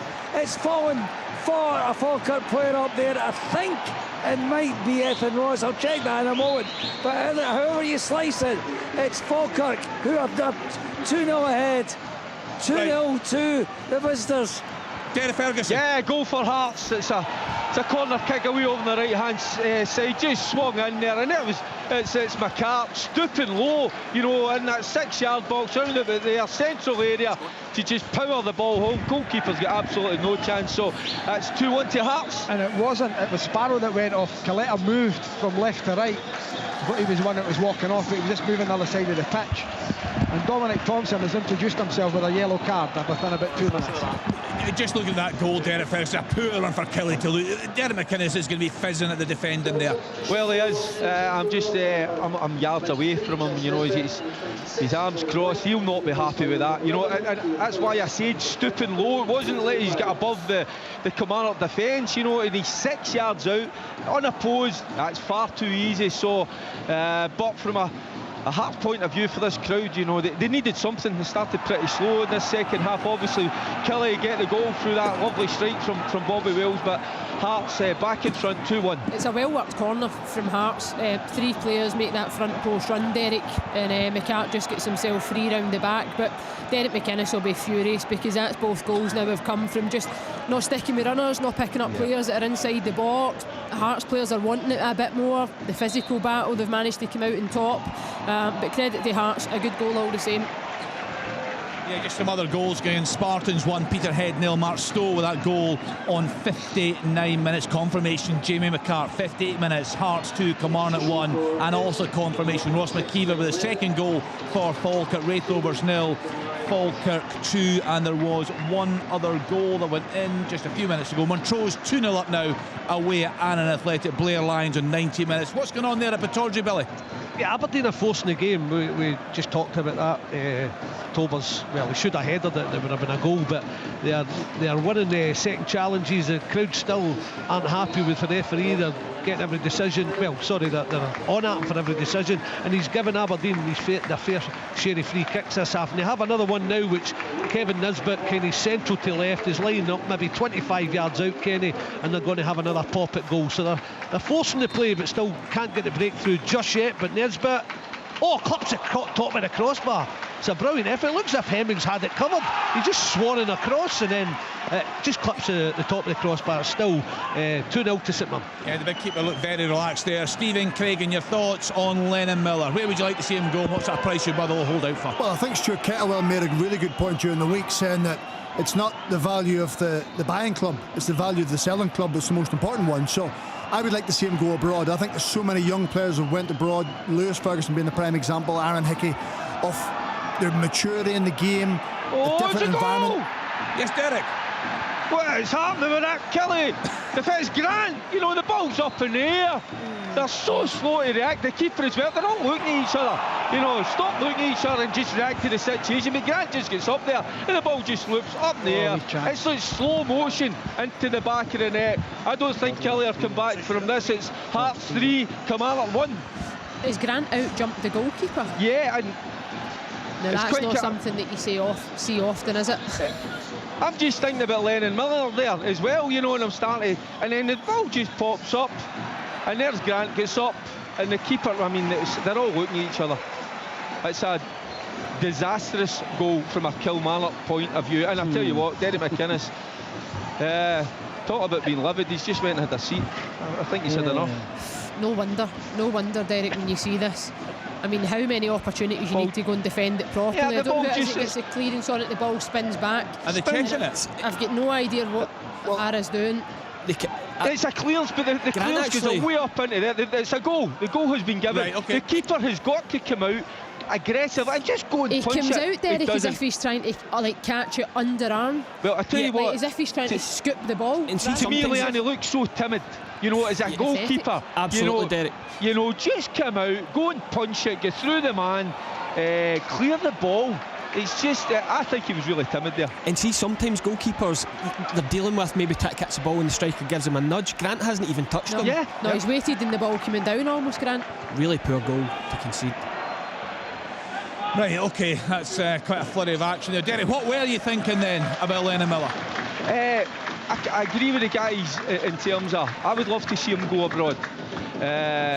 Whether Udinese is the right club to go to, I'm not so sure. I know that our Lewis had put a wee word in for him at the start of the season, because I think Bologna, I think they asked Lewis, but some of the players in the Scottish football, so he did give them a little heads up. Not that they needed it about Lennon, but I think you'd be looking for a little bit more. But then there's add-ons as well, that after so many appearances, and then if he was to go to another club, move from wherever he goes, you would be looking for that. The man to ask is Biscuits, isn't he? Because that's his department. Right, Alan?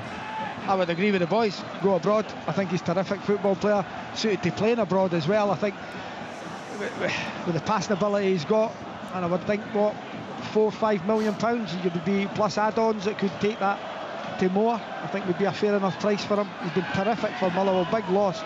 But if Motherwell got £4 or £5 million, I think they would look seriously look at. And then a sell-on clause as well. Yeah, of course. Well, we've seen that with Hickey. All that Kenny and Derek knows well, and Alan, it's the development of a young man and going and learning another language, as Lewis has done. Players have done it, and I would encourage them all to get to Italy or get to Spain, and it's a great opportunity for them. And maybe in Lewis, Derek will be hoping he's going to retire, settle in Sorrento or something in the Amalfi Coast or wherever. It's a life-changing moment for a young player to go and do that and learn a language and change their lifestyle. Let's get a team. I think he's got to pick a club that he's got to look at and see where his best chance of playing a lot of games is.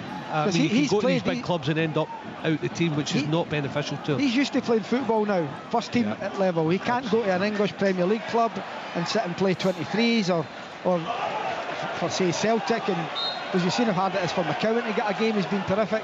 Would he play at Celtic right now?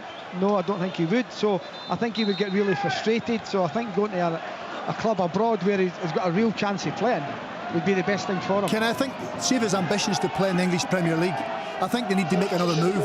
The Premier League clubs won't come and buy an 18-year-old from Motherwell, but if he goes he goes abroad and he shines like an Aaron Hickey, then there's a potential that a Premier League club will come in and take him. They want him to make one more move, so I think it's vital that he goes and picks the right club. Yeah, he's a huge talent. Of course, we shouldn't forget, given us tweeting a lot about Motherwell, how big a loss he has been to Stuart Kettlewell. He was a key player for them. Morton have equalised away at Queen's Park. Lamar Reynolds on 67 minutes. That's now one apiece there. Queen of the South 3, Dumbarton 1. Brennan Dickinson with the latest goal on 66 minutes. Let's get back to Billy Dodds at Pittodrie. It looks, Billy's at the home side are piling on some pressure. Yeah, they still are. The referee gave them another free kick. I think he's listening to the crowd now because he's reacting and everything, and booked Boamono, who had a little pull back in the jersey on the far side. They whip it in, goes straight to him, and St Mirren for the first time in the second half they'd been up the pitch and they had a great chance. Kilty with a strike that was blocked, spun up there, he headed it to Olasanya, who's been different class, and he tried an overhead kick. If he connects, he probably scores from about 6 yards, but he misses the connection. But that's the only time St Mirren have been up the pitch. Aberdeen got one trying back. to put on the pressure. I tell you what, it's the two wing backs. Sorry, Dodgy, it's Armstrong down the right hand side. They try to double up on him. He gets to the byline, and it's a deep cross at the back post, and it's Murray. I've probably not noted, I don't know, you could tell me better, not noted for his heading, but he gets up there and he gets it. I tell you, it's not a powerful header, bounces and it's in the back of the net. So I thought Kelly were out of this. Kelly are back in it, so it's Hearts 3, Kilmarnock 2. It's been a great game, Derek, hasn't it? Yeah, but do you know, I didn't expect it because I was pretty critical of the game at the start because it looked as if it was going to turn into a bit of a battle, but yeah, it's opened up. We've got 5 goals so far, and I don't think we're going to end there. No, and you'd have to say, we touched on this earlier, Stephen, didn't we, just how inconsistent Kilmarnock have been this season. Yeah, I mean, Derek McInnes so experienced. Some of the performances have been really top. I mean, even in Europe, taking really good teams to the wire, Copenhagen. That's Kilmarnock at their best. Wing play from Danny Armstrong, he's held it up, and Fraser Murray just really wants to score a goal. It's not brilliant contact, another check for offside, but he just really wants to win the header and score a goal. 2 changes, Stephen. They're bringing on David Watson and Liam Donnelly as well. Hibs are looking for a penalty. The ball was, you'll see it yourself, I don't think you can get out the way. I don't think it's been given. It was clipped against it, not. It's play on here, but a wee shout, half shout for a penalty for Hibs. Still 1-0. Kilmarnock haven't won back-to-back league games this season, Kenny. They haven't managed to get that momentum, that head of steam. Yeah, it's been so stop-start, and Derek McInnes will be so frustrated. You can see that in the touchline, but Fraser Murray certainly has them back in the game there at Tynecastle. So Hearts 3, Kilmarnock 2. It's been such a busy day on Sportsound. It's been really, really good. I can now welcome viewers who are joining us on BBC One. You're tuned in to Open All Mics. It's been a bit of a crazy day in Scottish football. So many goals going in, so many talking points, so many stories developing. Let's get around the grounds for you right away. Let's get to Hearts against Kilmarnock through there at Tynecastle. It's very much game on there now. Derek Ferguson. It certainly is, Kenny. It's 3-2 at the moment to Hearts. They're making changes, Hearts. Shanklin coming back from that calf injury. He's coming on, as is Danda and Drameh. So you know, they're looking for a little bit more, certainly Hearts in the forward areas, but they've bossed this game for the most part. I thought when Hearts got that third goal, that was it done and dusted, but no, they've just got one back, Kilmarnock, through Murray, unusually from him, because he's a really technically gifted player, but it was a header, not the most powerful, but the most important thing. It's in the back of the net. So 3-2 at the moment, and I think there's more goals to come. Just does. Yeah, plenty of drama through there at Tynecastle. Yes, John Robertson. Boyle getting away there. He got 1-on-1 with Eli Campbell. He's on fire at the moment. Martin Boyle took a touch, smashed it towards goal. Big save from Amisa. Still Ross County 0, Hibs 1. Right, next stop is Pittodrie. What a story is developing there this afternoon, Billy Dodds. And for the first time, certainly I can remember this season, the home side were booed off at half-time. Yeah, they were, and it's still Aberdeen 0, St Mirren 2. The Dons have had the better in the second half, but can't quite force the pressure on St Mirren to get a goal back. The strike force, Olasanya and Mandaron, they did the damage in the first half. Aberdeen gave them a helping hand. Rubizic in Doohan for the first. Goalkeeper on the way out heads it beyond him, and then Olasanya's there to tap it in. And then the second one, Olasanya left Rubizic for dead. He was subbed after the goal. He then cut it back to Mandaron to tap it into the empty net. Aberdeen have had chances this second half, Kenny. Nisbet clipped the bar. They just had a really good save. Nisbet flicked at the front post there, and Hemmings managed to save it, but they can't force a goal back just yet. It's still Aberdeen 0, St Mirren 2. We gave the game at McDermott Park, the big build-up before kick-off. So much at stake for both sides, Alan Preston, and so far it's the away side that have the advantage. And they deserve to be ahead, Kenny, and they are by 1-0. Last week these two sides met in the Scottish Cup. St Johnstone won 1-0 and thoroughly deserved it. Today it's the men from Motherwell who deserve to be in the lead. And it happened in the third minute. Actually, straight from kick-off, Motherwell showed their intent, went forward, and the ball hit Sven Sprangler in the box, hit his hand. The play continued for a number of minutes before it eventually went out, and then the referee, Kevin Clancy, was asked to go and look at the monitor. It was a Stonewall penalty, which was eventually given by the referee, and up stepped Andy Halliday with his left foot to send the keeper the wrong way. Since then, Motherwell have created chances. St Johnstone have had one or two. They've made a lot of changes to try and get back in the game, St Johnstone, but so far with 73 minutes on the clock, it's St Johnstone 0, Motherwell 1. Steve McGinn, Stephen Craigan and Leanne Crichton alongside me in the studio. For those just tuning in on BBC One, Stephen Craigan, it was an absolute moment of madness from the St Johnstone defender. It was crazy, so early in the game, and St Johnstone have been struggling. Yes, they beat Motherwell in the Scottish Cup last week. They were seen today as a real opportunity of picking up 3 points, and they've given Motherwell a leg up early on in the game. So Motherwell are a hard team to chase down. St Johnstone, bottom of the league, having to force the issue. It's all about game management from here on in from Motherwell. If you manage the game in from now, you win the game. It's as simple as that. And it was a great penalty from Andy Halliday early doors there in the Championship. Airdrie 3, Dunfermline 0. Ben Wilson, the latest goal there in 57 minutes. Let's get to the game in Dingwall. Ross County at home to Hibs there for us. John Robertson. Yep, it's still 1-0 to the visitors, and it was a scrappy first half on a difficult pitch, but the big moment came when Ross County were. Sorry, it was a shot here. Ross County were given a penalty kick. They put a Nokia's ball in. Randall came at the back post. It bounced up, looked like it hit Cadden's hand accidentally, and it was a very, very harsh decision to give the penalty, but the penalty was given. But Jordan Smith became the Hibs hero. He dived to his left to save his namesake Jordan White's penalty kick, and from that moment Hibs picked up a gear. They went up the park, the ball was played about. Boyle last one just over, Triantis had one just wide. They got the opening goal 42 minutes. They're corner at the back post, Triantis nodded it down. Great hold-up play from Dwight Gale. He rolled it back, and there was Dylan Levitt to thrash the ball back. Second half's been more of the same. It's been more of a war of attrition. As I say, the pitch has been difficult. One real half chance there. The ball was played forward. Gale knocked it down for Campbell. He lashed one just over the bar. Both teams have rang the changes. Hibs have welcomed back Kieran Bowie. He's back on the pitch. Beta's also joined him as well. And for Ross County, they've brought on Phillips and Hale up front. And young McLeod in midfield to try and get back into the game. But with 13 minutes to go, it's still Ross County 0, Hibs 1. So in the Premiership, Aberdeen 0, St Mirren 2, Hearts 3, Kilmarnock 2, Ross County 0, Hibs 1, St Johnstone 0, Motherwell 1. Remember the game between Celtic and Dundee, that was called off this morning. Tomorrow, full coverage of Dundee United against Rangers. That's a midday kick-off. Let's get into the Championship. We're covering 3 games there for you this afternoon. First stop, Starks Park. Raith Rovers at home to Falkirk. There for us is Chick Young.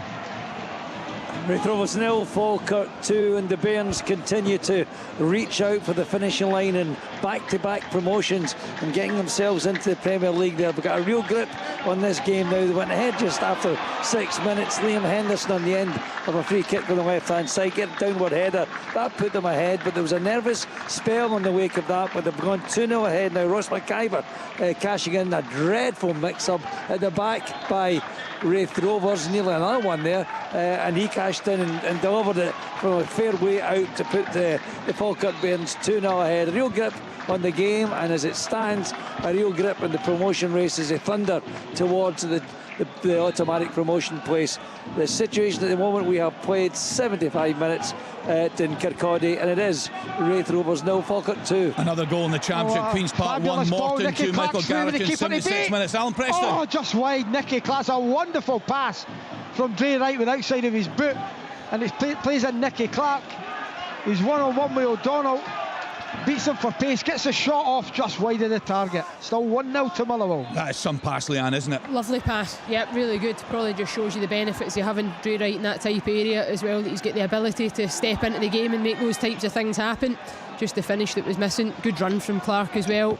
Isolated 1v1. Just probably didn't have enough in the legs, Alan, just to get away and get an extra yard on O'Donnell as it's tracking him, certainly. I think Stephen O'Donnell, just looking at the stats here again, and I know Stevie Craigan looks at them every week with me, and Motherwell again 31% possession, but 8 shots at goal to St Johnstone's. Well, it was 7, now 8. They don't have a lot of possession. Kenny, I was just about to say, I think Stephen O'Donnell does brilliant in that situation, because all you're trying to do is hope that Nicky Clark can't come back on his right foot. He's shown him on his left foot. He's backing his goalkeeper to make the save on Nicky Clark's weaker foot, and I think it's the difference between I think Nicky Clark gets back on his right foot, but maybe a younger defender, I think he scores. Derek Ferguson. Oh, big chance for Hearts. It's a wonderful pass. I think it's from Shanklin, and then it's Drammy. He's through. He sees the keeper. He picks his spot, but just comes off the outside of the right-hand post. Oh, what an opportunity to go 4-2 up here at Tynecastle. Straight red card at Somerset. Yes, Kenny Crawford. It's Nick McAllister, their United defender, that's been sent off. Straight red card for a challenge on Harry Mills. So this game changes with Ayr United 2-0 up on Partick Thistle, and strolling it thanks to 2 George Oakley headers, 2 brilliant crosses by Jay Henderson and Conor McLennan. But now the game might change, because the honest men are down to 10. They'll have to try and see this out. Another thing that's interesting is that Curtis Main has just been brought on. He's been signed from Dundee, and Ayr United have brought him on for George Oakley, so we'll see if he gets a goal on his debut. Ayr United 2, Partick Thistle 0. So Alloa 1, Inverness, Cally Thistle 2. Alfie Stewart with the second goal for Cally Thistle on 79 minutes. I gave you that Morton goal. They've come from behind at Hampden Park. Queen's Park 1, Morton 2. Michael Garrity with that goal on 76 minutes. Down in England, Wolves 0, Arsenal 1. California with a goal on 74 minutes. Next stop, Livingston against Hamilton Accies. Let's hear from Martin Dowden. Yes, Livingston 2, Hamilton 0. 2 excellent first half goals of the home side, comfortably on course for 3 points. 2 goals of real quality in build-up and execution. The first came after 3 minutes. Great work down the left between Stevie May and Christian Montagno. Ball was switched to Robbie Muirhead, and he cut inside to fire home a cracker into the top corner. He was central to the second. A brilliant chest on the turn into Scott Pittman. He surged forward, square for Montagno, and he absolutely buried it.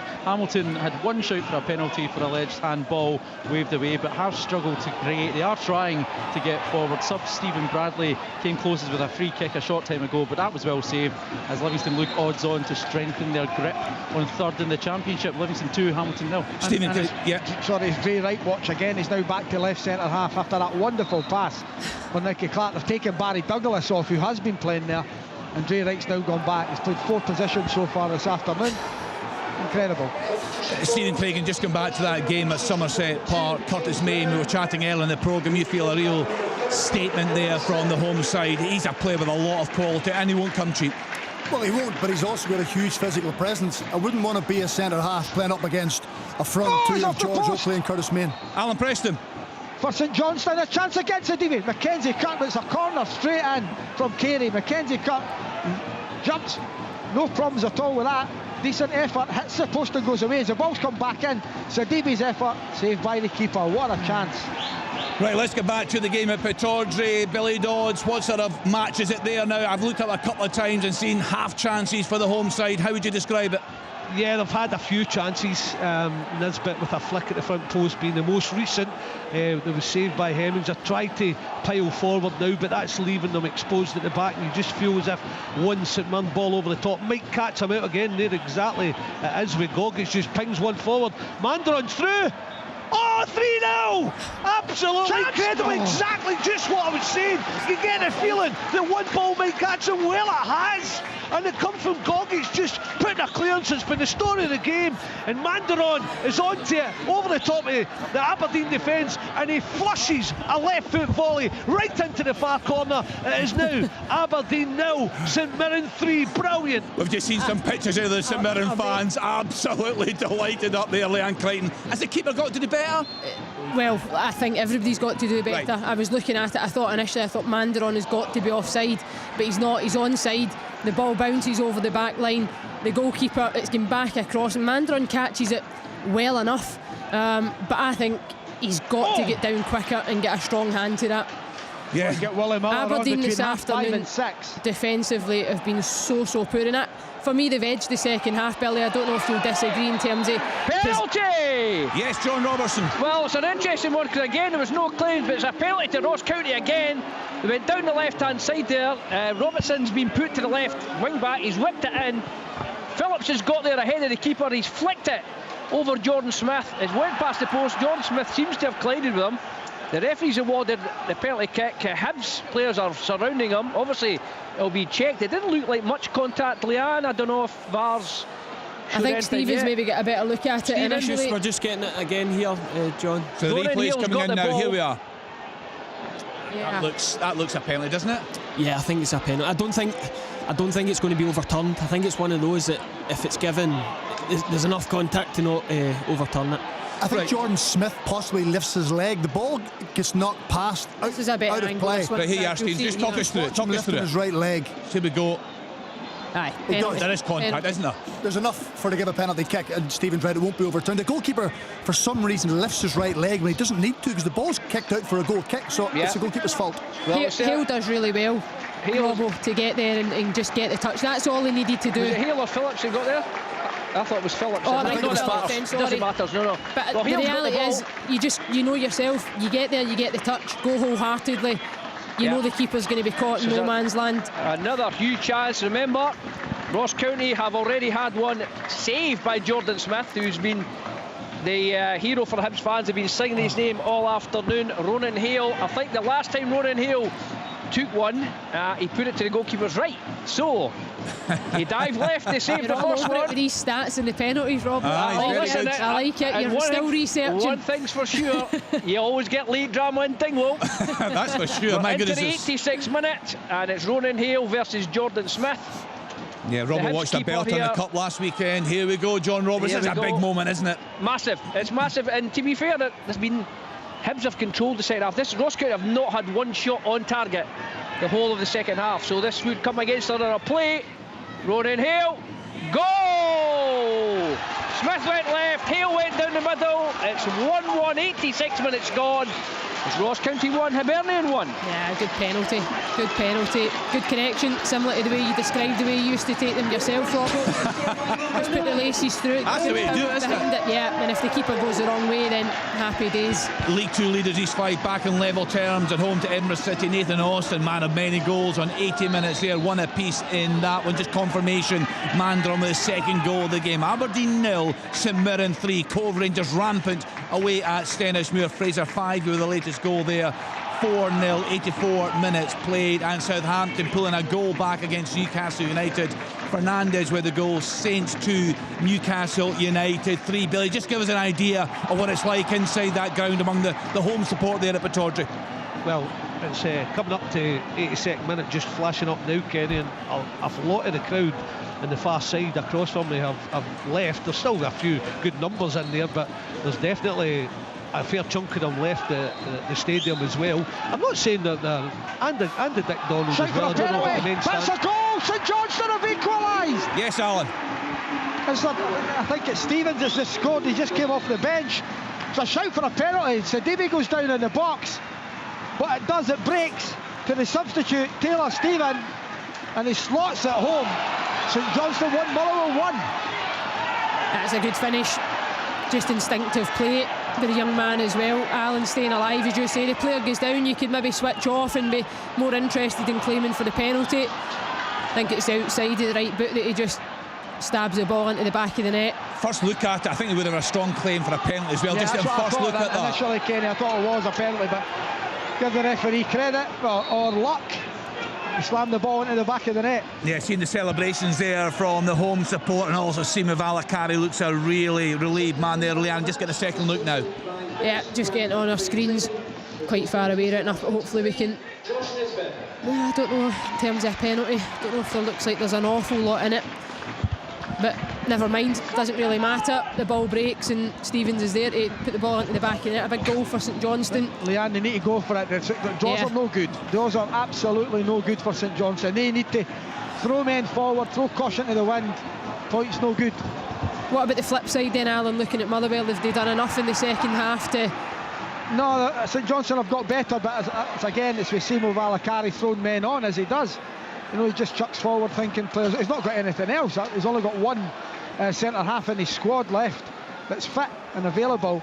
So Motherwell maybe almost Nicky Clark flicked on. Chance 2-1. They've turned it around. St Johnstone lead 2-1. Unbelievable stuff. Could see it coming. Mikulic this time. There's a corner flicked on at the near post. It almost went in. It comes now. It's hooked back across. And there's Mikulic, middle of the six, knocking into the back of the net. Complete turnaround at McDermott Park. St Johnstone 2, Motherwell 1. Alan Preston told you they'd be going for it. Actually looked quite a decent finish, didn't it? It does, yeah. No, it's a really good finish. Oh, what a save, what a hit, what a save. Armstrong just coming in from left-hand side, feeds the ball in there. He's watching the substitutes come on. I tell you what, he couldn't hit it any better, but slow, hard. Looks as if it's just going to nestle that bottom right-hand corner. I tell you what, Craig Gordon, what age is he? 80 what? I don't know. What save it was. It was brilliant. Absolutely. Oh, what a beauty. Draw. Yeah, get down very, very quickly there. Brilliant save. But a corner to Kelly here, Derek. Yeah, and it's stuck at the moment. It's 3-2 to Hearts at the moment. They've lost all their composure since that Murray got a goal. But it's a ball in. Tell you what, it's offside at the moment. But I tell you, they're rattled. There's a check here. Sorry, they've lost their composure. Right, Alan. When you go, Biscuit, sorry. Is it on the goal? I don't think he's offside, Alan. Yeah, it's on the goal. There's a check here. Well, obviously, we're waiting. I think Thompson's getting off the ground. Checking Mikulic for offside. I think that's what was suggested. I think he was beyond him. I thought there was someone there with him in the 6-yard box. It looked like to me anyway. I've not seen it. We can see Stuart Kettrell. He, of course, is suspended. He's in the stand there today at McDermott Park. He looks a nervous man. This is a big moment in this game. We spoke before it about the Motherwell fans very, very angry. One will join us later in the programme. He's at the game today. He was there last week. They booed their team off in the cup. For Partick Thistle. They pulled one back. It's Harry Milne. It was a shot by Ben Stanway. It was only parried by Harry Stone, the goalkeeper, and Harry Milne put the ball into the roof of the net. It's Ayr United 2, Partick Thistle 1. Big chance for Hibs here. A free kick whipped in. It's got there. But he's hit his shoulder. He should surely score. Goal counts. Goal stands. Right, okay, we'll get reaction from a Motherwell fan later on. So, yeah, Mikulic with that goal there on 88 minutes. Just another goal. I told you East Life are back in at the League 2 leaders at home to Edinburgh City. They're now ahead. 87 minutes. That second goal going in there. Your former club, Stephen Craig, and we've spoken a lot about the manager. They are top 6 in the league. They got to the League Cup semi-final, but the fans are not happy. Unbelievable. Well, Alan said it there that they've had 31% possession in the second half. That tells you it's St Johnstone who are in the ascendancy. So it's all about game management. 10 minutes ago you asked me, I said it's all about managing the game. That Nicky Clark was the warning sign, and suddenly they've conceded 2 goals within 2 minutes. So it's a disaster. I'm sorry to bother you. Right, another high challenge, really, really high challenge by Luke Armstrong off Motherwell. Kenny, see before we watch it, it should be 4-2 Hearts. It should have been Dramé. He's cleaned through. He just chops back, and I tell you what, it's a brilliant save from Kieran O'Hara, and goes for Kilmarnock, because the goal for Dramé, it was at his mercy. Again, I think he tries to pick his spot. instead of maybe just going with the laces, putting the laces through the ball, but looking for the power. But a wonderful save from the keeper. So, we're in the closing stages. We've got 2 minutes of normal time, still 3-2 to Hearts. Right, let's get to our reporter Martin Dowden. Martin's watching Livingston at home to Hamilton Accies. What's happening there, Martin? Yeah, it's Livingston 2, Hamilton 0. Still a brilliant chance there for Meshach Ubu-Chioma, who came on. He fired one, such power behind it, but the goalkeeper Charlie Albinson got right behind it. I have to say, Livingston comfortably seeing this out. Hamilton just cannot generate any sort of chances, and it looks odds on. Another shot going in there for Livingston. And it's not going in. It looked as though it found the back of the net, but it just went over. No, in fact, it is a goal. It's Livingston 3, Hamilton 0. It seems to have deflected over the goalkeeper Albinson. I'm not sure who got the final touch on it, but it is a goal. It's Livingston 3, Hamilton 0. Could be more late drama here in Dingwall. Hibs are looking nervous after the Beamish controls. A free kick for Ross County, about 5 yards from the touchline. They've loaded the box here. It's 93 minutes gone, so there's 2 minutes after this. We've had late drama already with a penalty. Is there even more to come? We've had it all season here. It's whipped in. Oh, well defended from Triantis. Still 1-1 with 2 minutes of injury time to go. Alan, just on Motherwell, sorry. I'm looking.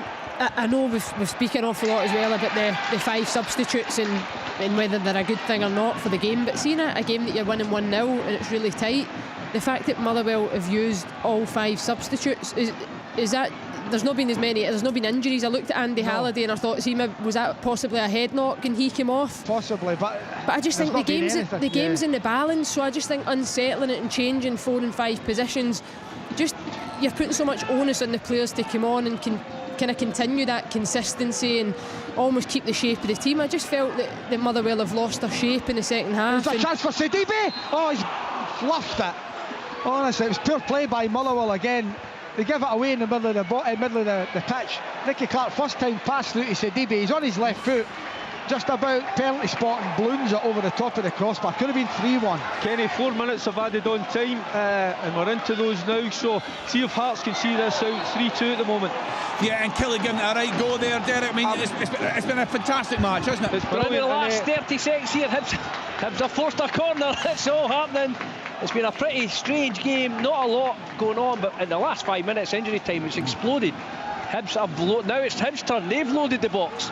We are now 15 seconds from the end here. This could be the late drama we always get in Dingwall.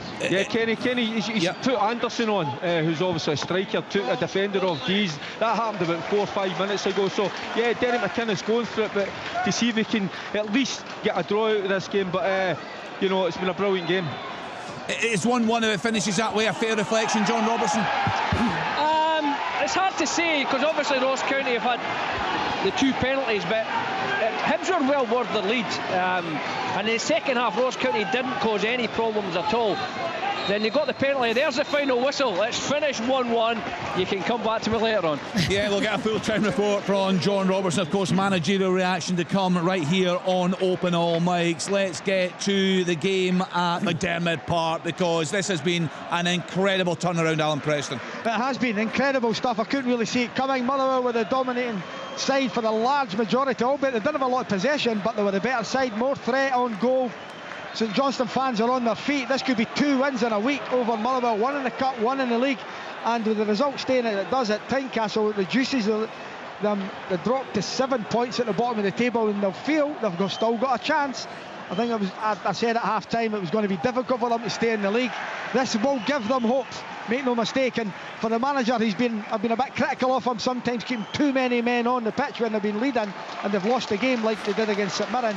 Today he's thrown men on, and these men have contributed big time in them winning this game, turning it around. 2-1 to St Johnstone. We are 95 minutes in the clock. Yeah, we'll have a look at the league tables in full later in the programme. The live table right now, St Johnstone were 10 points adrift at the bottom of the table. They are now 7 adrift of Kilmarnock as things stand, but still playing through there at Tynecastle, Derek. Yeah, I tell you what a second half it's been. Honestly, when it went 3-1 Hearts, I'll be honest with you, Kenny, I thought it was it was the 3 points were going to remain here at Tynecastle. But I tell you what a fight back it's been from Kelly, because they put Hearts under so much pressure and they've looked rattled for most part. And I tell you what, see the save from Gordon in goals, it was absolutely world class at the ripe old age. What is he? He's into his 40s. Yep. But I tell you what, it was because I was shouting goal. I had a brilliant view. I was right behind it. How he got to it, Gordon, I do not know, but it was a magnificent save, and it could get his side all 3 points. Billy, I'm just watching that ball seemed to be down in the corner there, but the St Mirren players with 4 minutes just wasting time down there, doing a very good job of it. But little gnats, wasn't it? The St Mirren players just Kelly Phillips was just taking them all on himself, Billy. Yeah, a double nutmeg in there as well. Mackenzie Cook was injured, Kenny. St Johnston, Mackenzie Cook was injured. Right. So they were bringing on Franjak, but he had the wrong strip in his hand. He put Matt Smith's strip on, then had to come back off to get his own strip on. Why do players not sit with their strips on?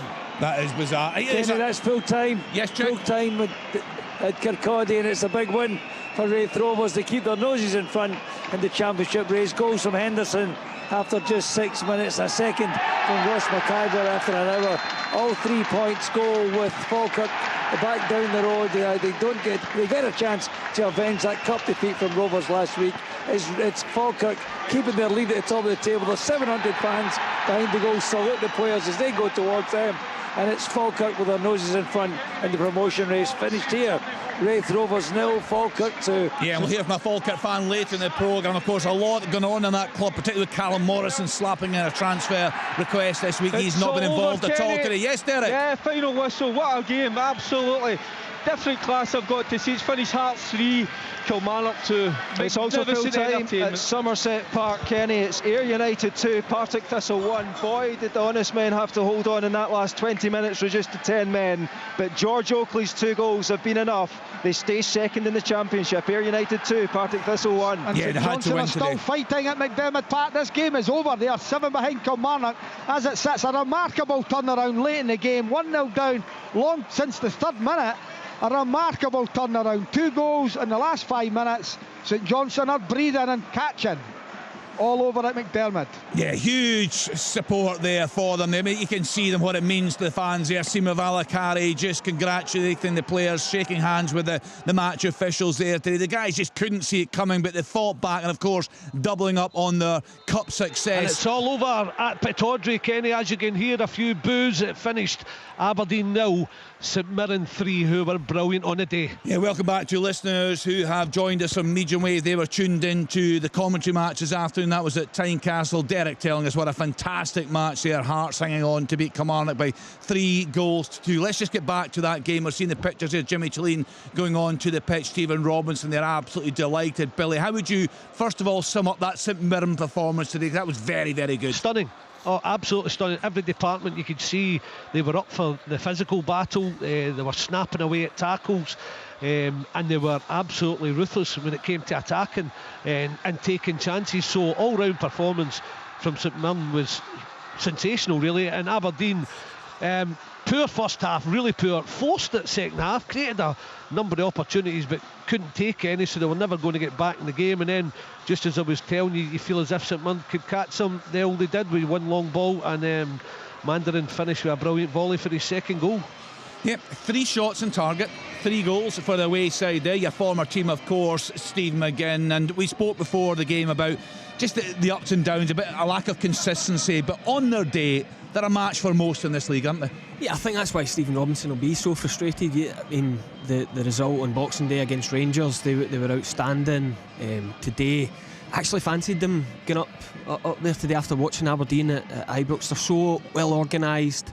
Toyisi Olasanya causes Aberdeen all sorts of problems, and I think it's important to put out there from all the negativity that will come around Aberdeen's run, and the result from their point of view, it's an unbelievable result off the back of a few defeats for St Mirren, going up there winning 3-0. Kenny, do you know what? St Mirren under Stephen have previously been 1, horrible to play against, and 2, hard to score against.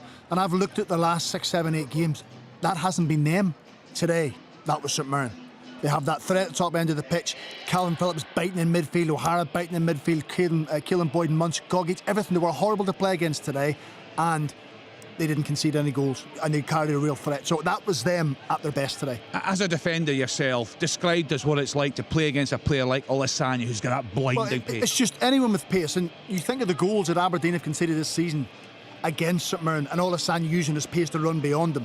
If you're left 1v1, the last thing you want to be doing, if the ball is cleared, is standing next to the guy who's quicker than you, or even giving them a yard. Give yourself 3 or 4 yards in behind, anticipate the ball over the top. If it goes into his feet, you're fine. You can go and close him down. He still has to turn. You can buy yourself time. But if you stand next to someone or beside someone and one ball over the top, you're going to be in all sorts of trouble. And that's exactly what happened. It's not just Olasanya though. That third goal is damning from an Aberdeen point of view defensively. When Gogic is going to play the ball, Tober's the new signing. I get he's still maybe getting used to the club and the way Jimmy Tilleen wants to play. He's running up to play offside without ever looking to check where Mika Mandrin is.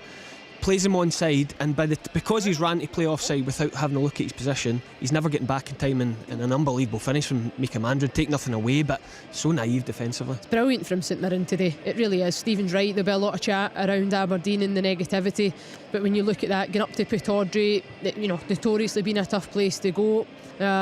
Game plan, they've executed it to a T. I'm just laughing because Stephen Robinson, he's such an intense character. I mean, the game's finished, the full-time whistle's gone, all the players are absolutely buzzing, and he's headed straight for Richard Taylor, clearly to coach him and tell him if it's something that he should have done or could have done better. But it's a massive I can result. tell you what he's probably saying to him. Tell us. You are at your best when you don't take any risks, you don't take too many touches, you don't dribble in the areas you shouldn't be dribbling into, but you keep your game simple, because he's got all the attributes. I said to you earlier in the season, Kenny, I think he's someone they could have sold for money. I think he's out of contract somewhere, he'll probably leave. But he's got pace, he's got composure, he's got everything. But every now and again, there's a wee lapse of concentration that lets him down. And I think today he didn't, and that's what the manager's probably saying to him. And you'll know that, Stephen, is he? I think he's actually, it's these types of games, the big games, I think that's when he's at his best. I agree with Stephen Craig. Sometimes in some of the games he looks a bit lacklustre, and it's almost like it's too easy for him, because there's levels to his game. He is still young though as well. There is better. so much potential for Richard. I'll do a full classified in just 1 minute's time, Stephen Craigan, but for the Aberdeen fans tuning in, just sum up that defensive performance today. I think today the alarm bells may ring a little bit. I think that's where they'll hit home to think we've got more work to do than what we probably thought we had to do. That was really poor and really naive, considering they've played against Olasanya twice. He's running behind him twice. Your game plan today should have been either to stop the service to him or make sure you're not left in a 1v1 situation with him, so you can have double cover to try and back each other up. So I think it was naive at best from Aberdeen, and they've been punished. It's difficult though, sorry Kenny, because I was out at the game at St Mirren against Dundee United as well, and Olasanya misses that chance before Dundee United go on and win the game. It's a very similar type ball over the top that he then finds himself in that 1v1 situation, and that's a very recent game. Now if you're analysing your opponent and you're looking at chances created and opportunities and where their threat comes from, that simple ball over the top is everything that Olasanya is about. To be that naive and allow that three goals are very, very similar this afternoon for Aberdeen is a chronic error across the board. Right, looking then at the classified results